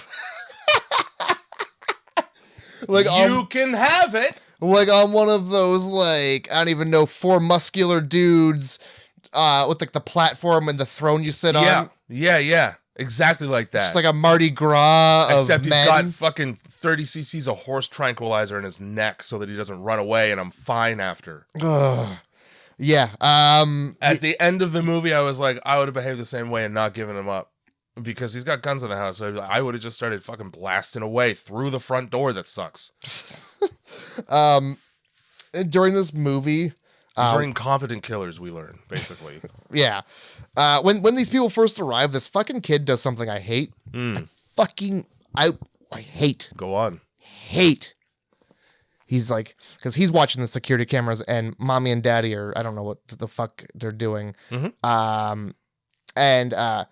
No, okay, so yeah, this is after they shoot the boyfriend Henry. Right. The dad brings the mom and the son into the bedroom, and he's like, "Stay here. I'm gonna go find your sister. I'm gonna go find that lady." Yep. And so the son goes and looks at the camera, and he's like, "Hey, mom, you're gonna want to see this. Tell me what I'm gonna want to see right now." Yeah, not people are here. Because people are here and they're coming in. There's a group of people with weapons on the lawn. They look like they've got something to ask us. Also, his sister at this moment is having a panic attack because her fucking boyfriend's dead and her dad almost died. And she's like mom's trying to deal with that. She's like 40 halls away too. Yeah, it's so fucking far away. So like, if you can't prove to me without me coming over there that what you have to tell me is more urgent than my daughter's mental breakdown, then I'm busy. Yeah. Oh, I just tell me. Yeah. I don't want to walk over there and figure it out because just say it. Say the words, you idiot kid. Anyway, so yeah. Homeless guy is missing in the house, and we're never going to find him because this house is bigger than the maze from The Shining. Yeah, this house is the labyrinth. It is. He's the Minotaur. If you go far enough, David Bowie is there with a baby, and you're like, "Where'd you get that baby?" And he says he stole it. It's Purge night. Don't worry about it. It's Purge night. All crime is legal. Snap. He just chucks the baby on the floor. You went for a less upsetting crime than you could have. Yep. Well, yeah. I'm glad that you did. He stole the baby, and now he snaps the baby. Yeah. It's Purge night. Come on, Jay, aren't you cool? It's Purge night. So, this is the part where James comes clean to his family, who he should have been truthful with, at least his wife in the first place, about how piece of shit. Oh yeah, they can't get in here, can they? They kind of could. He might as well have shrugged his shoulders like a jackass and just looked at her like, I've been a bad security guy. Now's the time to be like, yeah, I've lied about everything. Whoopsies. You probably should have just brought that up earlier. Yeah. Work on your Dragon's Den pitch before you try to sell your product. Can they really get in here? Well, yeah, if they burrow in or yank on the door hard enough. If they knock nicely. Yeah, he literally is like, if they had a battering ram. So yeah, if they knock enough. Yeah. If they knock hard enough, yeah. They can come right in like vampires. Also, like, is this guy fucking, was he in Vietnam? Why is he thinking about tunneling into his house as the first option that they'll pick? Yeah, they could just burrow right in. It's concrete foundation and terrazzo tile because I'm a millionaire, and that's impossible to get through without like a jackhammer and hours, but they could do it. Also, that's got nothing to do with the security system because it's over the doors and windows. It's like, this is just another way they could get into the house theoretically. Like they've got a fucking Sonic the Hedgehog, like Dr. Eggman, drill vehicle that just goes up through the ground. They could hire an excavator and just break the roof in. This whole group of people look like young people whose parents are very rich. So I believe that they have the ability to do all of those things. Yeah, oh, for sure. Yeah. With mommy and daddy's drill money? My problem with these people, sort of getting back to what I was saying before, another two of them are skipping around with machetes. Again, with the fucking gun pointed at the camera and the head tilt bullshit. I have a very hard time believing that any of these people can keep it together for a week long enough to hold a job and make money. How are the fuck you rich? Mommy and daddy. It must be. It's gotta be. That's the only option. And the reason why you're so fucked up is like they keep you in the house. They must. Oh yeah, and they're not happy that you're out, but you use the it's my right as an American. Yeah, and it worked. Yeah, they're like, well, what can we do? It's his right. So the fucking all that hate. And so what happened here, and I texted you about it, was I thought that I was just screaming through this movie. Because at this point, I was an hour in, and I was like, oh my God, there's only 25 minutes left in the movie. And then I realized I had my book on the fast forward button on my keyboard. Oh my God. And I missed half an hour of this movie. So there's like 4 notes here that are way ahead. I love it. And now I have to actually go and find where the fuck. That's hilarious. That's some shit I would do. How big is your fucking and I literally wrote labyrinthian house that an entire man can hide in it for a whole evening. A homeless man is in your house and you don't know where he is at all. It takes me less than a minute to walk from where we are to my front door. Yep. It takes me about 10 seconds. I live in a fucking apartment. Yeah. I can hear my neighbors on all sides and they don't even come in. I can hear my cat licking herself aggressively. Yep. If the night is quiet enough, I can hear that shit. Fuck yeah, you can. So I hate this. During this part of the movie, boring. It's all, and this is why I say they're trying to be artistic. So when Henry comes up with a gun, right? It's a close-up shot of him walking down a hallway, right? Just his face. Yep. Later on, when they're looking for Zoe, when they're looking for Charlie, probably, it's at night, but it's also close-up shots of faces. Guess what? Your artistic cinematographic choice needs to be entertaining. Instead of just, and it really hinges on the acting of the people in that shot, and it's so hit and miss because Ethan Hawke he's not the best actor in the world. Oh, poor Ethan. And neither is fucking bitch from Game of Thrones. That's why she's on a TV show from medieval times where the stakes are low. And the other two are children. So you can't have 50 shots like that, where it's just boring ass walking through as if you're trying to build tension, but there's no tension because nobody's in the house yet. And then also when they're in the house, nobody runs into each other ever, even though guns are firing. So maybe just don't have that. Yeah. Don't have a set that's just 3 hallways and a living room. And you film at different angles so they look like different hallways. Exactly. Oh my God. Guys. Filmmakers that obviously are all listening. I wrote down that homeless man's probably in a bathroom because he hasn't seen a functioning toilet since Reagan was president. That's rude. I would be checking bathrooms. Nobody checks bathrooms, you know? Well, joke's on you. He was behind a couch. There's an entire... He's not even hiding. Feet sticking out from behind the goddamn thing, just laying there. The 10-year-old kid with the RC car found you. Oh, yeah. Worst game of hide and seek ever. Somehow he manages to interpret to this homeless person with this monster RC car that doesn't frighten him to hide in my closet. Hide in my closet. I'm going to communicate with you by flashing the headlights and blinding you because it's pitch black in the house because it's cut. The electricity's cut.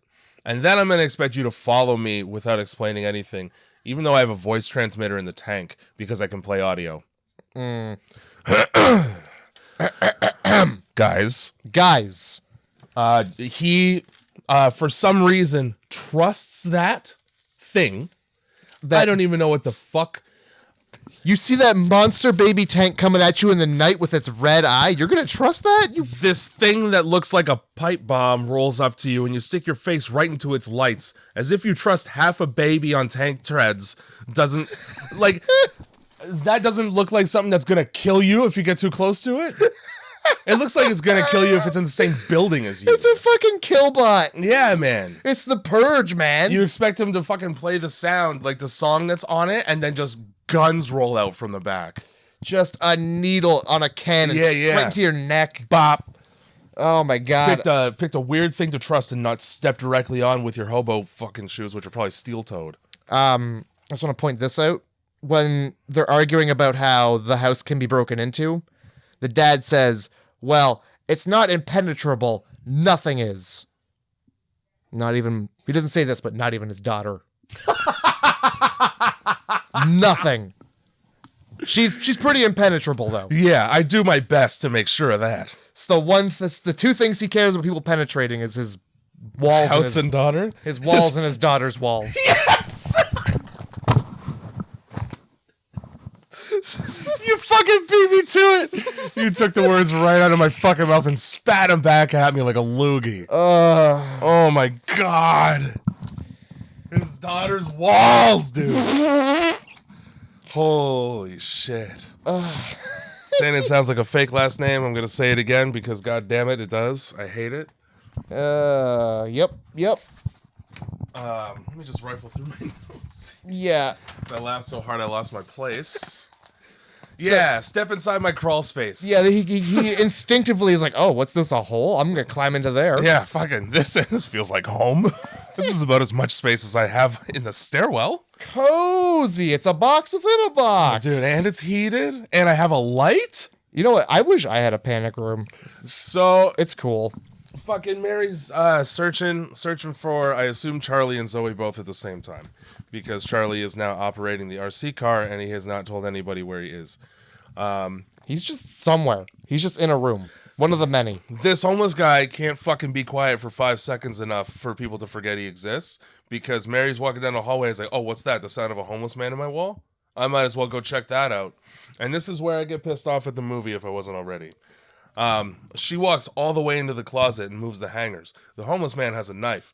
The second you open that door, I'm going to stab the shit out of you. Are you a moving thing? Because I'm going to hit it.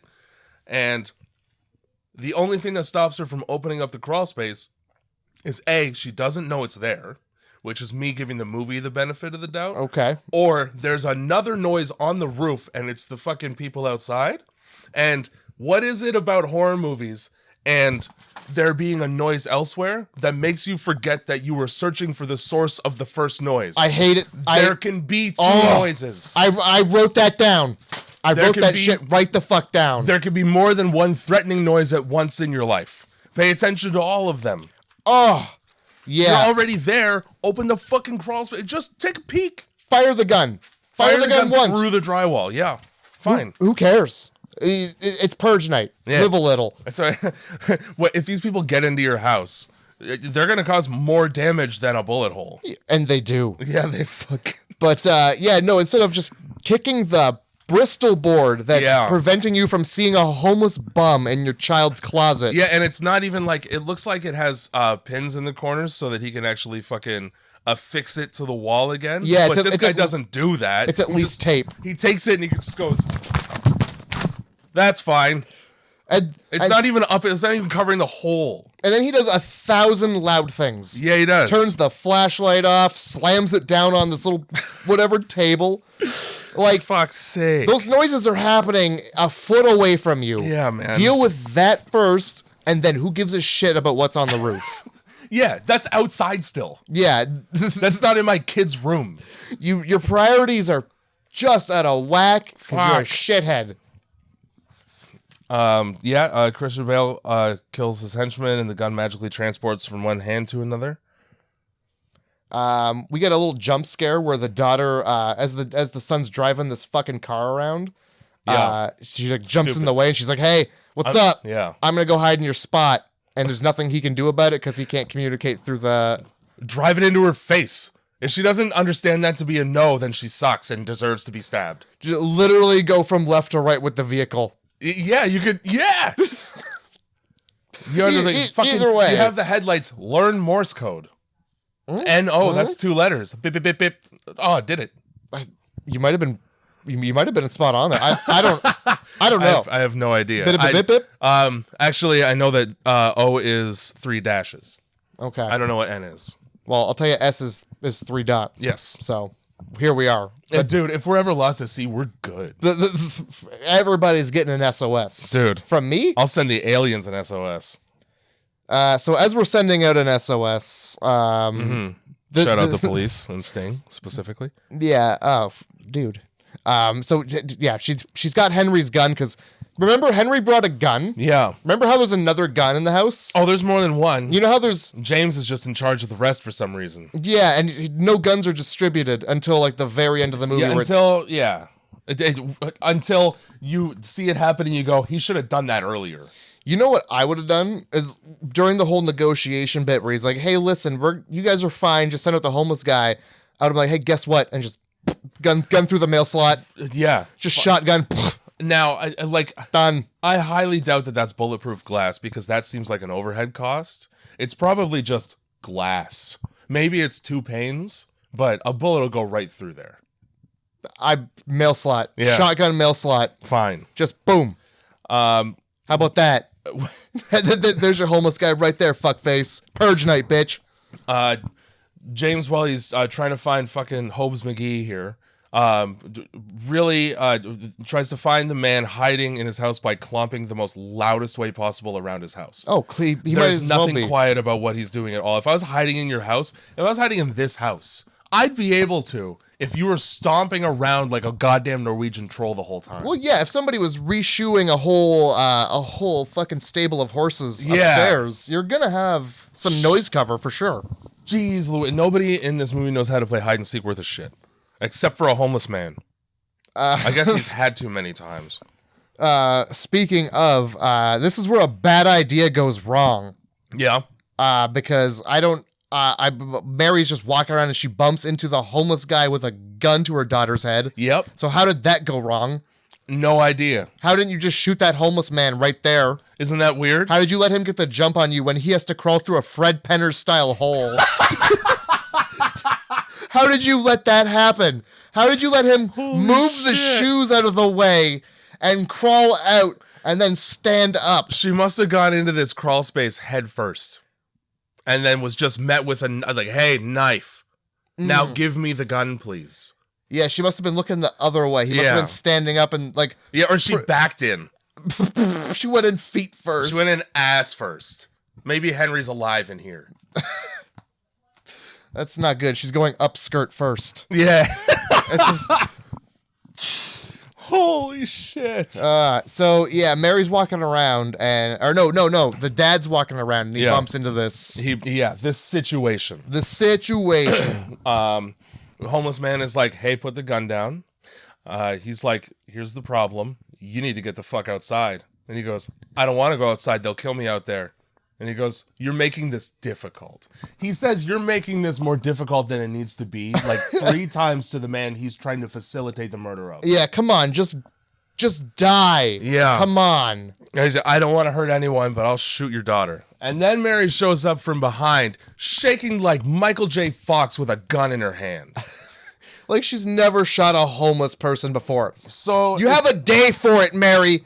You should be well practiced by now. If you're gonna provide, because he does give his fucking wife a gun and nobody else earlier on because the kids are missing. If you're gonna provide your wife with a gun, maybe make sure she has enough training to hold it steady while your daughter is a hostage. You know Here's what? The other thing. Maybe she shouldn't. Also, she should look. Mm-hmm. I'm gonna give you a tip, Jay. Oh, me. Good. I'm gonna give everybody at home a tip. I'm gonna give Mary a tip. I'm ready. Hey, Mary. You got a gun? Cock that fucking shit before you go walking around. Don't cock it while you got it pointed at the back of somebody's head, cuz that's the giveaway. Also, in 2013, handguns didn't need to be cocked. Revolvers didn't even need to be cocked. And also, she was given a gun with a safety, which means I don't think it's a revolver. It could be. No, it wasn't. It's just a regular like you don't need 9mm. to cock those. They cock those in movies for emphasis, and I hate it every time. Yeah, because you cock it to get the bullet out of it without firing it. Yep. So when you want to stop using the gun, you cock it. Every time you cock a gun, you eject a bullet out of it. So you're wasting a bullet. That's great. But yeah, she cocks the gun while it's pointed at the back of his head, giving away the entire plan. Yeah, and this guy turns around as one would. And then it doesn't really end up so well for the daughter. I believe she is thrown into the wall face first and knocked completely right the fuck out. And here's why, right? Crown molding is usually solid oak, and these people can afford that. Oh, yeah. So when she gets trucked against the door frame, that's like getting hit in the head with a bat. So what you're saying is she hit a stud. Yeah. That homeless guy really found a stud with her face. James really being like, hey, thanks for taking your dead boyfriend's side during that firefight earlier by telling Mary to shoot the gun at the homeless man that has her in his clutches. As if, I don't know if you got a good look at that gun or not. That's at least a 38. Okay? So it'll kill the homeless man and then also your daughter. It's going through both of you, and shrapnel's probably going to hit your husband. Maybe think it through. How about you just brain him with the butt of the gun that's the fucking same weight as an anvil? The husband's at least in the splatter zone. If not, he's just like, shoot him. Yeah? What about your fucking kid? What about your kid you don't care about? So we got a whole scuffle, and then the dad knocks this guy out with a lamp or a vase. Yeah, it's a vase. It's a great big glass. Yeah, dude. Like a rich person vase that's for no purpose other than you paid so much money for it that it's got to be out. Fucking white with blue flowers on it, like every grandma has. Like it's not an antique, but it looks like it could be. It looks like it's an antique that you bought for $40 at a yard sale that you hope that you could flip for a couple hundred later on, and then you went to an appraiser and they were like, "This is garbage." Whoops. You're just gonna eat that cup, huh? That's new. Well, it's because plastic. Is it? Are we coming up on snack time? Is that why you're? She's giving you a look. So he gets KO'd with this vase. Yeah. During this scene, so James is fighting with the homeless man before he gets the drop on him with the vase by standing up first. And I wrote down, when Ethan Hawke gets upset, he looks like his upper lip is trying to escape his nose. Well, it just goes down. It goes down like somebody trying to do an impression of Marlon Brando. He's down with the frown. Yeah, he is. He does a lot of it in this movie. He's got one upset look on his face for half this movie. And it's the look of some old guy's trying to bang my daughter. That's the look. That's the look. The second he sees that boy, and that's the look. The second he kills that Actually, I think I don't fucking know. It's fine. So, no, I think it's the same guy. So, during this scuffle, the gun that James had goes off, and it hits the homeless man in the chest or sternum area. Is that how he acquires that wound? Yes. That's how he acquires the wound. Yeah, so the gun goes off. Later scuffle, on, for sure. We decide we're going to tie him to a chair with duct tape, despite him being a grown man that can easily break through duct tape. Literally, try it at home right now. And he makes his family participate in forced confinement, even though none of them want any part of it. Oh, yeah, this is quality family time the kids are going to remember later in life. So, Charlie, here's what you do. While I batter, torture, and bloody this man, and then tie him to a chair so that he could be executed on our front lawn, hold the flashlight so that you can see it better. Yeah, stop shaking. I need your mommy to jam this knife in the wound. Do it. Yeah. Do it. Jam it in the wound. And then she has a fucking full-on nervous breakdown, which makes sense. Because she's jamming a knife into a homeless person's wound. Like, far, too. And he, like, literally has to say, stick it in a wound. Like, fucking, like, 5 times he says it to her. Oh, my God. Well, it's clear she doesn't want to. Yeah. I don't know why he's forcing her to do it. Because it's Purge night and we don't need to worry about consent. That's right. It's Purge night and this is legal. So you hold that flashlight still while your mommy does this. Also, for somebody who's so enthralled with cutting out hearts, Charlie really is squeamish at the sight of blood. Because he just takes off. He's like, fuck this scene. Which, I mean, I don't blame him because I probably would have done the same thing. Well, he's an accessory now. Yeah, exactly. I'd take off too. Yeah. So while this is all happening, while they're trying to tie him to the chair and they're torturing him and causing him so much pain that he's like, okay, I'm going to do what you say. James won't stop trying to convince him that I'm just a good guy. I'm doing this to protect my family. Yeah, Shut up. Shut up to him. When you're in the same room as the guy that you're trying to get killed. Be quiet and do it. Yeah, he doesn't care. You're not going to bring him over to your side about it. Oh, well, he does, though. Yeah, but he's still reluctant. He's like, all right, fine, kids. You got kids, just do it. For a guy who, doesn't want to participate in the Purge, he spends a whole lot of time doing a lot of Purge-like behaviors of his own volition, as well as trying to convince everybody that the Purge is a good thing. And this is he's like, fucking, he wants so bad. And it's because his entire livelihood hinges on the Purge existing. So, of course, he's in the same corner as the Purge. Oh, for sure. You know? He's a Purge defender. This is when Mary realizes who her husband really is deep down. And it's like, this sucks. Get away from me now. Whoops. Like, I married a monster. Close-up shots of worried people are supposed to be isolating, but it's fucking not.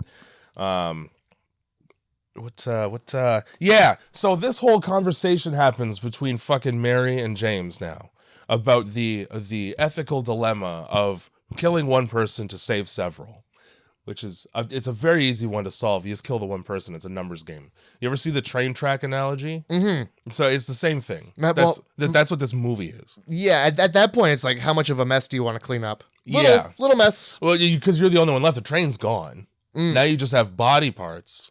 Yeah. Little mess. Yeah. There's also because like the daughter's unconscious, and while they're duct taping her up, he's like, "Hey, you got watch your daughter. Watch your sister." But hey, don't you? I need the light on this dead homeless guy here. I'm taping up. Yeah, do both at once. And then eventually she wakes up and she's like, "Hey, nothing's gonna be all right because I've got a concussion." And also look at what you're doing right now. Yeah, this is bad. And so that still isn't enough for him to necessarily fully question what his plan is with this homeless man. It takes the homeless man going, all right, fine, do it, for him to be like, no. James is just a contrarian. Well, now you want it? I don't. Yeah. This doesn't make me feel good. No, it's no fun for me if you're okay with it. Ugh. I want you kicking and screaming all the way down.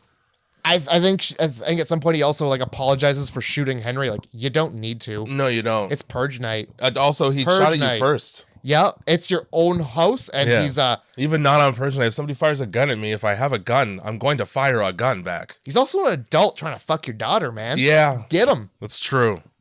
Like he's trying to talk to me about it too. Yeah, and nah, I'm good. Well, I mean, his opening conversation to that argument was gunfire, Jay. I don't. Oh, on the topic of that. When the fucking guy outside kills his friend for being a little bit too aggro at the door, Yeah. the gun is inches away from his own face. Oh, You're giving yourself powder burns in your unblinking eyes. Oh, he's definitely got a ring. Holy There's a ring shit. in his ear for sure. At least that. And, well, this is when provisions arrive. Yes. Finally, when the homeless man's just like, fuck it.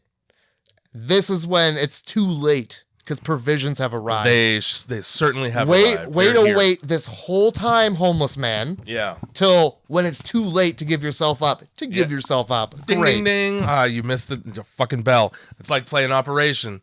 Or not Operation. Fucking what's the one with you got to put the puzzle pieces in the puzzle. Oh, that's perfection. Yeah, perfection. You put the pieces into the slot. It's pieces scattered all over his fucking office chair that he's tied to with one piece of duct tape around his entire torso. Have you ever played perfection? Yep. Let me tell you, those pieces don't go very far. I'll tell you, I played it once and it almost gave me an anxiety attack, and I was like, fuck this. Well, yeah. I don't need to hear a ticking clock at any time in my life when there's something I need to do quickly. Fuck, nope. Well, I would suck on Jeopardy. But like when what's on the line is your eyesight, because chunks of plastic are going to be. Yeah, and they have little handles that stick straight up so that you can grab them. Yeah. That was amazing. Man, that was another time. You're just giving your child anxiety the game. Here you go. Fit all these things into the right pieces. Yeah, fuck. You got 10 seconds before everything is a mess forever.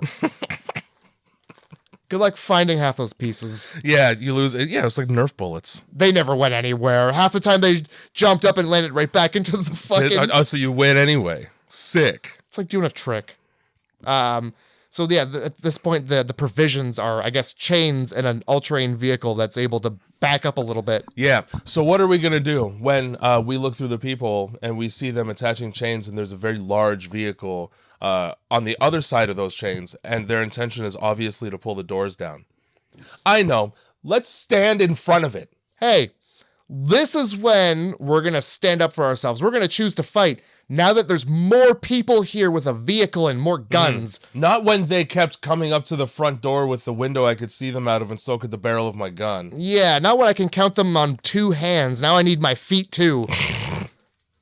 So I got pissed because the barricade clearly didn't have any weight to it. And I was like, all right, so that's a prop. But that's fine. Literally before they go downstairs, James is watching on the CCTV, and Mary comes up and goes, they have chains on the doors and they're going to pull it down. Let's go watch. Oh, Instead of staying in the fucking panic room. Like Extreme Home Makeover. Let's go fucking see the big reveal. Move that door. Oh, we're gonna get so much more fresh air this way. When there's a gear up scene here, he gives Charlie a gun. Mary's puzzled about Charlie getting a gun despite him having the fine motor skills of an professional RC car driver. Oh yeah, probably the most well equipped to handle a gun in the whole fucking family. He'd be one of those like professional drone flyers that's like doing the racetrack circuit. And then he gives one to Mary and goes, anyone comes in that door, you blast them. You will not hesitate. You know what she just did, and the result was giving their daughter a concussion? Let's see. So she fucked her boyfriend in Game of Thrones. Mm-hmm. Okay, we're going way back. She did that. Okay, that's. And then she made a no-carb dinner for the family. Mm-hmm. That was good. Which was good. I disagree with that choice now because you would want more energy than you have. You would. It's Purge night. You never know when you have to run. You might want to load up on carbs on Purge night. Fire knows no bounds. It doesn't stop at one house. Mm-hmm.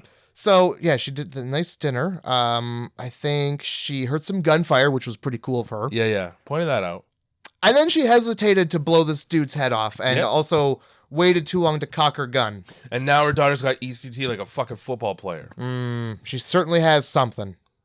That's CTE. ECT is electroconvulsive therapy. Those are two very different things. You know what? I think we'll agree to head injury. Yeah. So, she will hesitate is my point. She'll because she did already. pissed. So, this you get the Anisian lookalike screaming about time being up. And this is when I said fucking no political subtext. This movie just literally spits its classism metaphor right in the viewer's face. Oh, yeah. Homeless people exist only to be purged. Yeah, he literally says that. He says homeless swine just so many times. Yeah. Favorite thing is swine. And, just say pig. It's more emphatic. Mm-hmm. It's easier to say. And it doesn't make you sound like an effete asshole. You got a point. And so, I wrote all the safety doors and windows were peeled off like banana skin. Yeah, it was real easy to get them all down. And then they just start breaking the glass. There's assault rifles and shit. Yeah. And a shotgun. No one. A shotgun. The family scatters, but nobody untied the homeless man. No, they just left him. He's left to like jump off the chair somehow, and like I think he finds a knife and cuts himself free. It's probably just the knife that he had before. I mean, it's duct tape. He probably flexed. Yeah, that's what I'm saying. Ethan Hawke did such a shit job at tying this guy up. There's a part where like Mary like hesitates for a second, like questioning the decisions that they're making and tying the guy to a chair. And there's a medium shot of him looking down, like, "We're in the middle. What are you doing?" And you can hear before that he had unraveled several. I don't even know what to call them. Spools of that duct tape. Just one strip of tape around his chest in the dead center. Arms free. That's for safety. That's again. It's the safety tape. If he starts moving too quick, they're gonna rip that off and get the hair. Get somebody to duct tape your wrists together and then hold your hands together like you're in prayer and then very quickly drop them while keeping your hands together. And the force of your wrists separating is going to split the duct tape. It'll at least fold it up enough and stretch it that you can get your hand out. Yeah, I really like the way duct tape designs itself to be perforated and torn really easily with those built-in terrible lines. With no effort at all. A child could do it. It's so good. This is the shit. Let's talk about the Deus Exes for a little bit. Right, lay them on me. Well, there's already been one. Okay. Earlier in the movie. That was... Well, it happened during the fucking scene where Charlie lets the homeless guy in. Like, that guy probably would have been shot had Henry not come down and started a firefight. Another one is just Henry just saying words before trying to shoot the man he's trying to kill. Don't do that. If you have the drop on somebody, don't be like, "Hey, I got the drop on you. I'm over here." It's doing the same thing. Yeah. The most annoying scene for me in this whole movie, for a bunch of reasons, is Charlie gets caught. Right before this happens, I also wanted to point out that when you're trying to hunt down people who are either trying to avoid or kill you, don't skip gingerly through their house making the most noise imaginable, giggling like a maniac. Yeah, you've got 2 machetes. Just go. Yeah, just go to town. Also, that machete had no hilt or pommel. It was like a weird mummy's bandage around the end of it. Like, enjoy your stress cuts on your hands forever. You know what it looked like?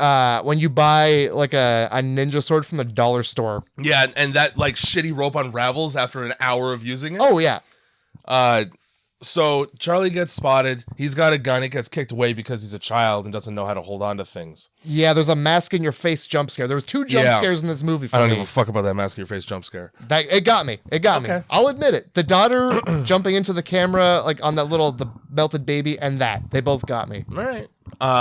The daughter jumping into that I will admit that I was startled.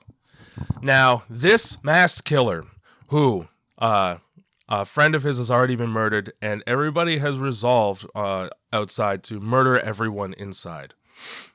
He takes out his gun, points it at Charlie's head, and then pauses so that he can be shot by Ethan Hawke from behind. And then when he's shot 5 times, he just stands there until his fall cue.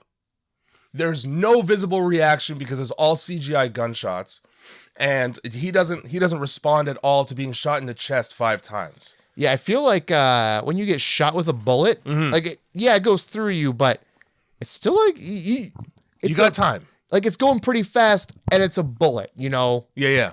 It's gonna move you around. You're gonna jiggle. Yep. It will. You're going to jiggle a little bit. Here's another thing you'll do. You'll probably flex every muscle in your body, including your trigger finger. And there was a solid maybe second and a half where that gun was trained on Charlie's head even before he was shot, and that second and a half continued until after. Later on in the movie, the first murder that Ethan Hawke commits is with that's with the shotgun. He gets the jump on another guy in the kitchen. That guy, after being shot with a shotgun, has the time and wherewithal to turn around and fire a couple rounds back. Point being, Charlie's dead. Charlie should be fucking dead 30 times. And he's not because of miracles. Hey, do you really want to watch a movie where a boy gets shot to death? Yes. Hereditary is fantastic, and that kid didn't even get shot. Just gets decapitated by a telephone pole. Oh, she sure did. I that's about as much as that movie as I watched. Oh my god, that movie's fantastic. I don't even give a shit. So yeah. So I this is the worst scene in the movie. It pissed me right off. Okay. That's it. All That's right. my story. At this point, the bad guys they're in. They're in the house like ants and sugar. They're in the house like cranial louse. There's the only way to get them out is a deep shampoo. Yeah. So yeah. I should have said a pubic louse. It rhymes better. That's fine. That's okay. Do you want to say it? Do you want to say it again? No. Okay. There's a shot of Cersei Lannister just like walking around in a room, or she like turns a hallway corner and then a mask face pops out from behind a window. They did the strangers thing to her like 3 times in this movie. Yes, they did. Where he fucking peeks in the window, he's standing in the kitchen behind her, and then there's another one. You know how hard it was to not put the second Strangers on the list of films? Was that the one? No. No? Okay. Oh, Jay, I swear to God, Jay. Strangers Pray at Night is not bad. It's good. It's good. I like that one. Earlier this week, Matt texted me out of the blue, and he told me that while, I don't know, researching related or themes for this movie, he came across one that he had never heard of, and he told me, and I'll quote him, "If you know what this movie is, I will literally punch you in the face for not telling me about it." That's right. If you pick this film, yeah, and I say it by name, and you go, "Oh yeah, this one, this book," across the room at your face, because I had never heard about this film, and I'm mad about it. I fucking racked my brain after you for all night. Good. Holy shit! I'm trying to watch this movie and write notes, and I'm like, what fucking movie is he talking about? That has anything to do with the Purge. So I said Sinister, right? Because I was like, okay, Ethan Hawke is Ethan Hawke. Is that okay? Because the Sinister did keep coming up as like movies like The Purge. I'm like, it's nothing like The Purge. But Ethan Hawke is a dad, and he's just as neglectful in that one. All right, well, hey, they got some things in common, I guess. Yeah. All right, whatever. I stand corrected. The only head and body protection that these people who are fighting with guns are wearing is a mask made of plastic. Why does nobody wear fucking SWAT gear when they're gonna storm a house? Yeah, I mean, you already look like Onision. Wear the rest of the costume. Yeah. Totally. No, just dress up as a banana. I had that thought though. Where are you have all this? You have assault rifles. Yeah. Clearly, you're getting. There's an armory somewhere. Is there not like a buy one get one deal? There's got to be with all of you bought in bulk. What surplus store doesn't have both of those things? Anyway, a very questionable attire. Anyway, for all these characters. Yeah. So the James rattles off 5 or 6, I can't remember, shots into a guy, and nobody comes running at the gunshots. He's just left to continue traipsing around the house in total silence, even though nothing about him is silent. That happens a bunch. Later on, when he just goes John Wick in the fucking pool room kitchen, he kills like fucking 4 people. He like empties the shotgun on them, and nobody does fuck all but one guy. Well, I mean, and that one guy does the thing. He does the thing, but it takes a minute. For literally no reason, the throwaway line while Zoe's hiding under the under her bed. I don't know why under that. I got fucking Red Hot Chili Peppers on the brain. A guy comes into the room, ostensibly because all you get to see is his feet like taken. He sees a photo of her and goes, "Save that one for me." Yeah, what was that? You didn't need to have the rape in the movie. You didn't. This doesn't have it affects nothing at all other than to be like, oh, that's gross. I really wanted them to be talking about the mom and that. I was like, oh, they've got to be talking about the mom because ew. Because I believe he says, look at young Sandin. She's exquisite. Young. Okay. Yeah. I didn't hear what he said. I just heard, look at Sandin. Something like that. Oh, I wish it wasn't young. Also, obviously, she's going to hide in her own room because it's her favorite place to be. So this is where there's like a piggyback axe couple. Yeah. And Piggybacks couple. They're just running around piggybacking and they bump into Daddy. Yeah, they do. Daddy's shotgun. Yeah. Well, that was a whoopsie for them. It was. Don't bring a knife to a gunfight, I think is like that. I think John Wayne said that in 1948. Yeah, that. And also, when you're in a house murdering a family, don't fuck around. Yeah. Get in, get out. Who I understand you gotta have fun at work, but this isn't you're just ruining your own shit. Dip your pen and company ink on your own time.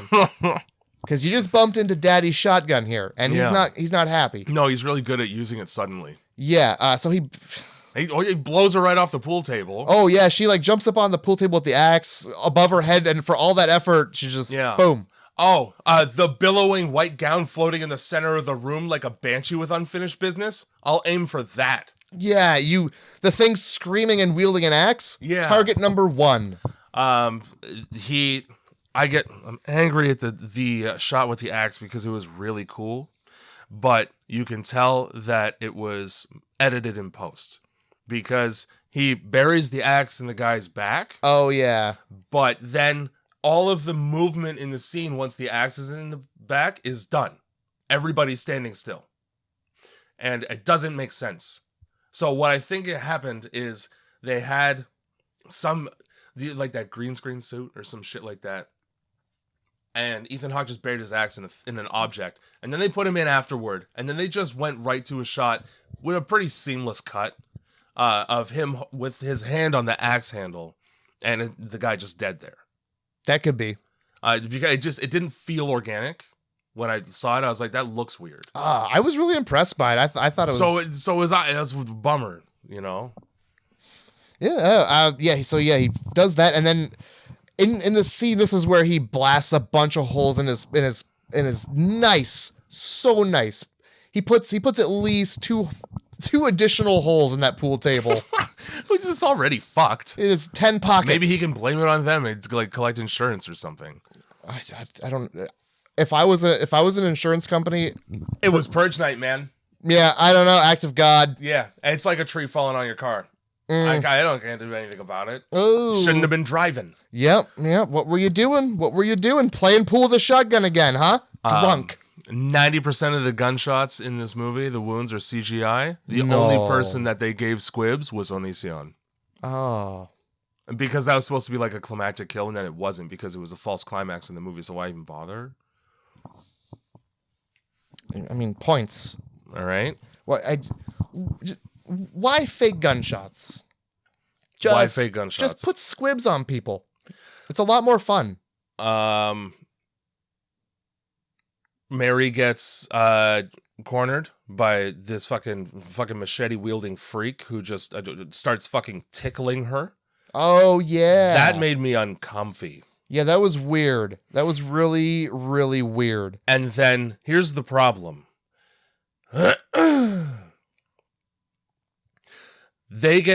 Mary just gets miraculously saved by neighbors who weren't in the house until right now.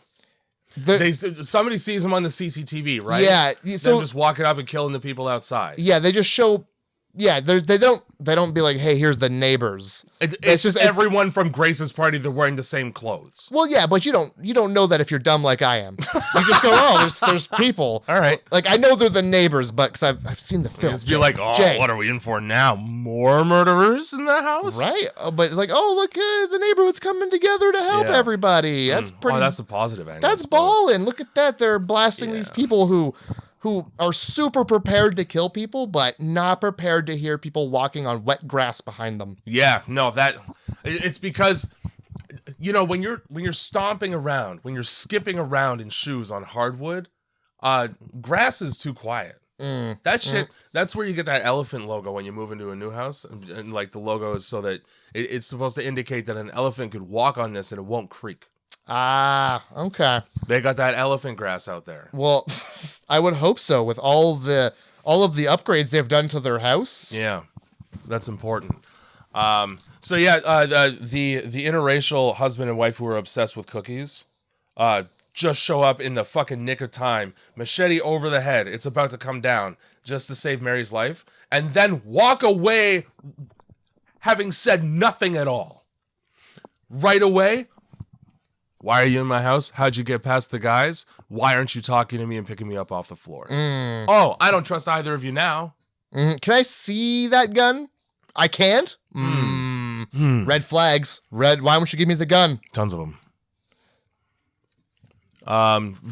Yeah, fucking James gets fucking stabbed right after double tapping some dudes in the fucking pool hall. Yeah, so he blasts all the people. He makes the loudest noises in the house. He even takes a dude and like puts his head through a pinball machine too. Yeah, he does. That was sick, actually.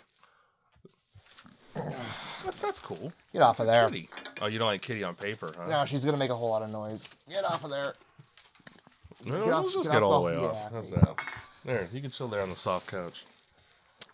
So yeah, the main bad guy rounds the corner because he heard every gunfire in the entire house. I don't know how he assumed that gunfire was, them getting the upper hand. Yeah, when right. everybody is just running around shooting guns into random buildings or random rooms. I don't. Yeah. How do you discern what's They just going start on? like burglarizing and demoing the place. Yeah. So okay, all the every advantage that we had, we're just undermining ourselves. Yeah. I killed one of my henchmen, so that's one guy down. Half of my friends like skipping and singing, so that's loud. The other half like to just break glass. That's loud. This isn't about the Purge anymore. This is just about ruining a nice house. So he puts his shotgun down and pulls out the knife so he can get up close and personal because he's got a sixth sense like Sandra Bullock and he just knows that it's dad around the corner. And not one of his friends, for example. And yeah, boom, stabbed. Plunges it right into him. Even if it was his friends, he had no problem just shooting that dude in the head anyway. Yeah, that's true. Then he says something to the tune of "Thank you for your sacrifice," and then he comes. I refuse to believe that he doesn't come. He gives him a little smooch on the head anyway, and sweat rolls down his nose. And he goes, "Yeah, man." He doesn't do that. But that's why he wants to purge so bad, is because he fucking ejaculates like a schoolgirl. Yeah, thank you for. He's like he thanks him for an unforgettable purge, and then he smooches him on the forehead. Sure. Yeah, I'm gonna remember this one forever, where we fucking killed a boy. We killed a whole family this time, and one of my friends raped one of them. Good God! Holy fuck, dude. And then Zoe. The one who's never used a gun before ever and somehow managed to get disarmed by a guy with just a knife comes to save that day. Now, even though Ethan Hawke does die later, that buys him more time. To bleed out on the floor. So I count that as a Deus Ex as well because she just came around a corner. So many people come around. I was reminded of the Crazies. You know, when the fucking deputy just happens to be right there with a sniper perfectly? Yeah. He could be anywhere in town, but he's right there 5 times in the movie. So good. How exactly do you make it to a neighborly relationship with people who are fucking psychotic the second they get the first opportunity to be? You sell them a really shitty security system and you make them feel good. Yeah, but that's never like leaked out. The fact that you guys want to come into my house and kill me, that's never come up. I've never noticed that on your face when I'm talking about my hedges. It should have been a fair indication that they didn't get invited to the party. Yeah. So because of stalling, now this is important to note. During this part of the movie, because the main villain has been killed, in order for the movie to continue, we need more things to happen. So Grace shows up with the neighbors. and goes, "Oh, we didn't save your lives. We actually want to kill you instead." Oh yeah, don't thank us. You're ours, not theirs. Yeah. So again, because of stalling, because of the most stalling in the whole movie, every one of these fucking Sandins are saved again, with the exception of James, who already got stabbed in the chest, by the homeless man, who, while they were being tied up in chairs and prepared to be killed, Which they weren't happy about, by the way. no, they hated it, and it really took a while. And then we were an amen away from opening fire on this family in a big circle around them. Prayer said. This homeless guy took the time to go get Timmy, figure out how to use him, and then find the remote so that he could cart him out to announce his arrival into the room. Da da da da. It's a shitty remote control car. Abracadabra, punch you in the face. Abracadabra, what's this boy been up to building this shit? Abracadabra, does your private school not have therapy? I feel like it would have been just as good if he just would have stepped out with the gun. Yep. You know? Didn't need any of that shit. Didn't need to see the RC tank again. That RC tank serves no purpose in this film. No. None. It's there, like you see it at the very beginning during the attempted upskirt of your own mother, and you go, that's a prop item for the movie. Like, that's a plot item for the movie. Yeah. That's gonna come back many times. This is like the mouse in Babe Pig in the City. It's like, 3 weeks later, they just like pop up and say shit. Yeah, so how like the fucking, okay, it's campy, it's shitty writing, it's shitty screenwriting. I'm sorry. It's okay. Purge. Hey. Blumhouse.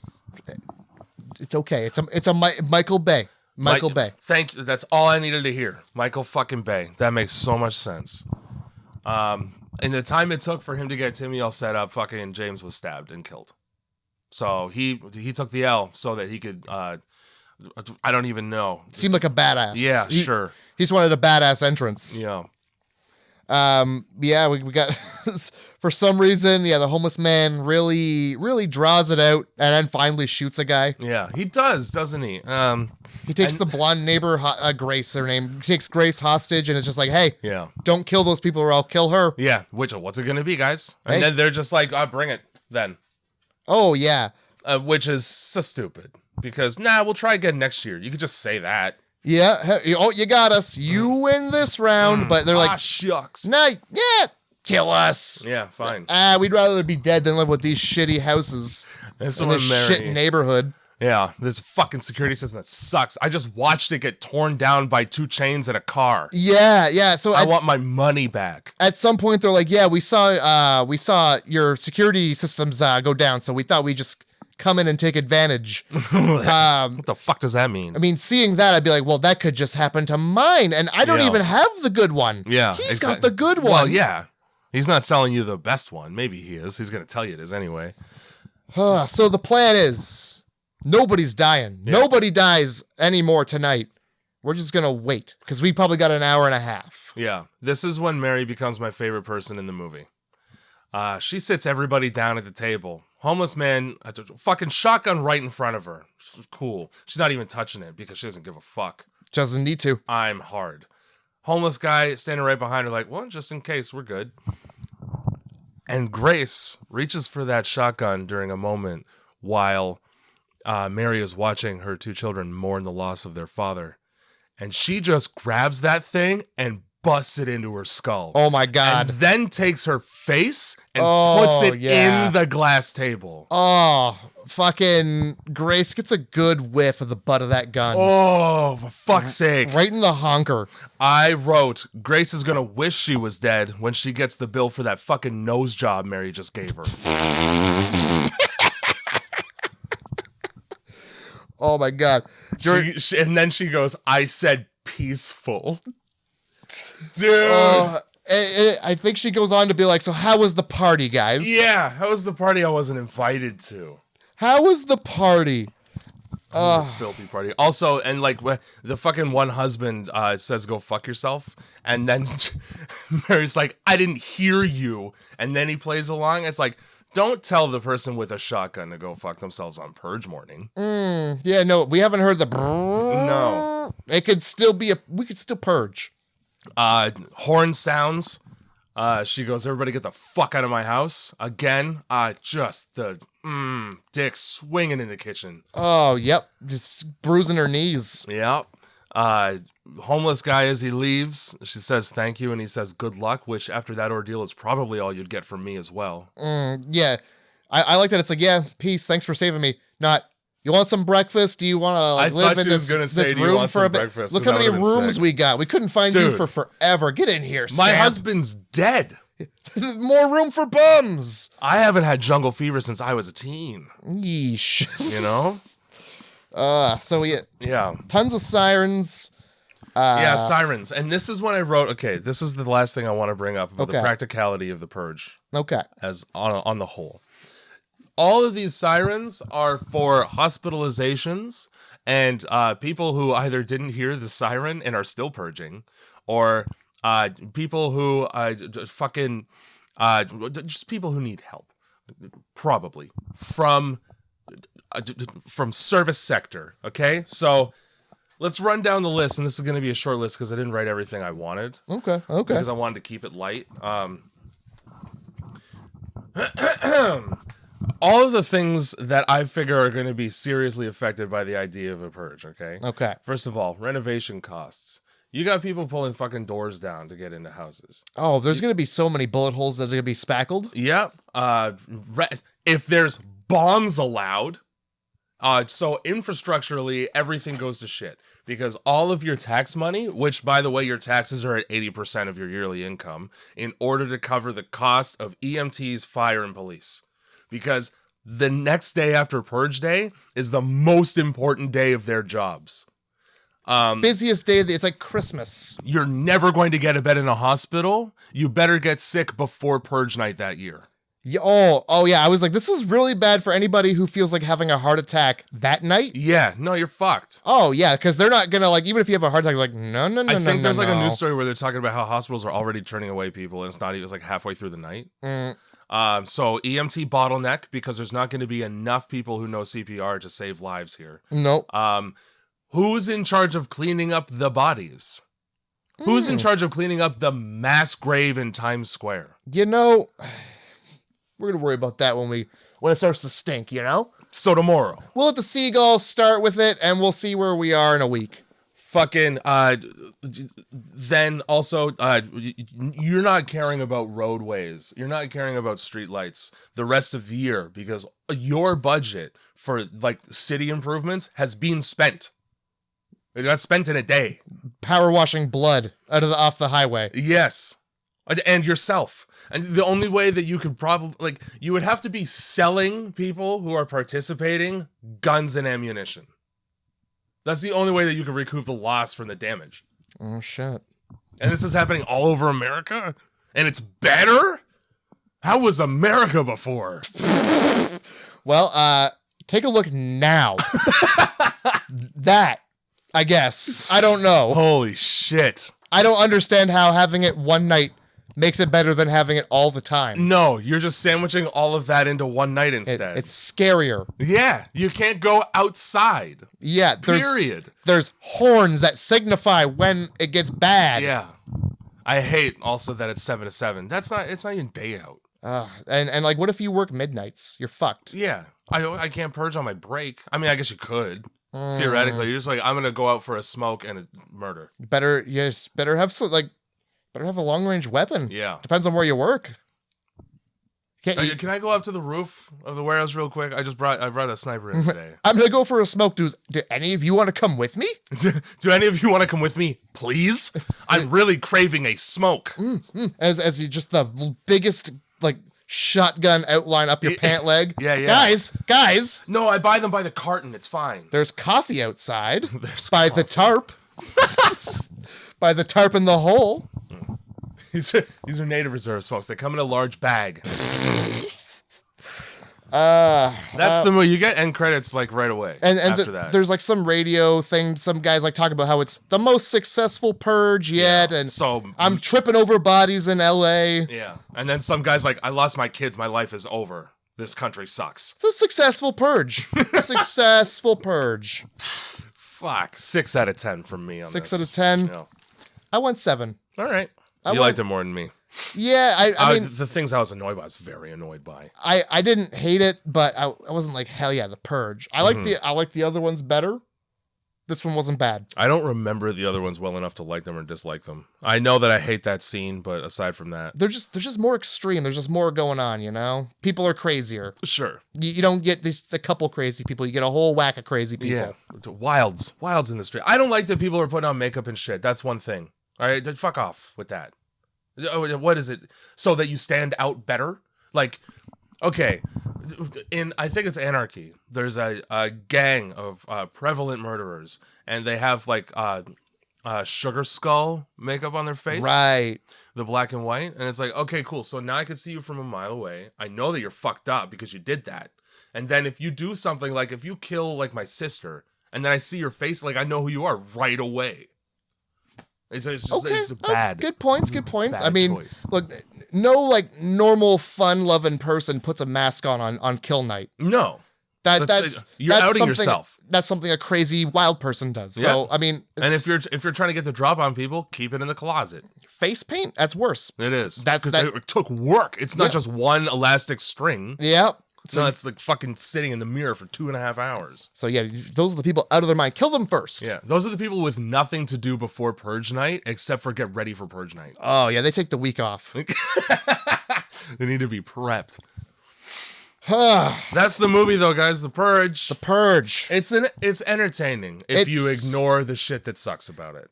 If you come at it like it's an action movie and not a horror movie, sure. It's a great film. There is, and it's funny that you mentioned the Kevin Bacon similarity because he's in a movie called Death Sentence where he goes up against essentially a gang that shoot his son during a ritual, during an initiation at a gas station. Okay. And the action scene in the pool room reminded me of that because it was a legitimate action scene. Yeah. With Ethan Hawke with a shotgun, that's like, you would see that in a Keanu Reeves movie now. It's basically the Terminator. Yeah. I did like that. Yeah. No, this movie had a lot of ups. Unfortunately, there was a lot of holes and downs and lots of slopes to slide down and get stuck at the bottom of. I believe I specifically looked this one up to make sure that the horror tag was in the IMDb. It was. I wasn't sure. It was. Is this just a thriller? No, it's like an action horror. Yeah. And I think they throw the word thriller in there too. Fine. Speaking of other movies related to The Purge. Okay. I need to know what the fuck movie you're going to get so mad at me for knowing because I probably know it. Here are your 3 options. Yep. Okay? Your 3 themes. The rich getting away with, let's say, far too much. Okay. Intruders. Okay. And let's say bad government ideas go bad. Bad government ideas go bad. Or just bad government ideas. Well, we're not watching Hush because I hate that movie. But I can't. Is that the one for Intruders? No, it's not. I want to know which one it is so that I can pick it. But how many Intruder movies have we done? We did Don't Breathe. We've done Strangers. We did this one. We did this one. I'm sure there's more. Oh, there's more. No, I mean, I'm sure there's more we've done for the podcast. What was the first one again? The rich getting away with far too much. That's Funny Games, isn't it? Nope. It's not? No. Oh my God. Okay, then we're going to go with the rich getting away with far too much. You're Yes. looking at me. It's the one. All right, oh Jay. Oh my God. That's really good. Is it? It's Give me the other 2 first. Okay, the other 2? Let's really rack up the suspense on this. So, government bad ideas also was like Americans just doing Americans. It's called The Domestics. I've not heard of it. Yeah. It's an action horror the same way, so I thought it fit in with this one. Intruders was The Collector. That's funny. Holy shit, it's been a minute since I've heard of that. I think I probably watched it because you put it on at some point. There's a sequel, did you know that? I did not. He's fucking, however much collecting you think he did, well, yeah, he did more. I don't remember it, so I don't know what he's collecting. Probably Pogs. Yeah, no, it's Crazy Bones. Oh, man. It's the human bones. That's the crazy part. You had me for a second. I was like, oh, shit. He's got a little Crazy Bone collection? I'm in. All right. So the movie you chose, Jay, came as a suggestion from a friend of the podcast, Zach Kazukel. Nice. Shout out Zach. And I swear to God, he's emailed us a fucking full ass list before. If you know this movie, Jay, Yeah. I'm gonna be so pissed. Okay. Because next week we're gonna watch Society. I have no idea. Oh, you just saved yourself. You just saved yourself a bludgeoning. I have no fucking clue. Great. Right on. Shout out to Zach secondly for naming a movie I haven't heard of. That happens quite rarely in my life. So good. All right. Once we're done this, I got to show you the clip that I saw. Yeah. Right on. Okay. All right. Well, that's Grindhouse Movie Club. And, I mean, what an adequate length to have a podcast at. What does it say? 240. Okay. Not bad. Not bad at all. Yeah. I had hoped that it wouldn't be over 3 hours because I need to sleep. Yeah, me too. Me too. Well, I mean, thanks for listening. Holy shit, it's almost 9:30. I know. PM. I'm aware. We usually do this I still have weed to smoke. Like, Oh my it's God. going to be a whole thing, dude. responsibilities. Yeah. Well, thanks for listening, everybody. You got something you want to end the podcast with? Grindhousemovie.club. That's your upstairs neighbors flushing the toilet.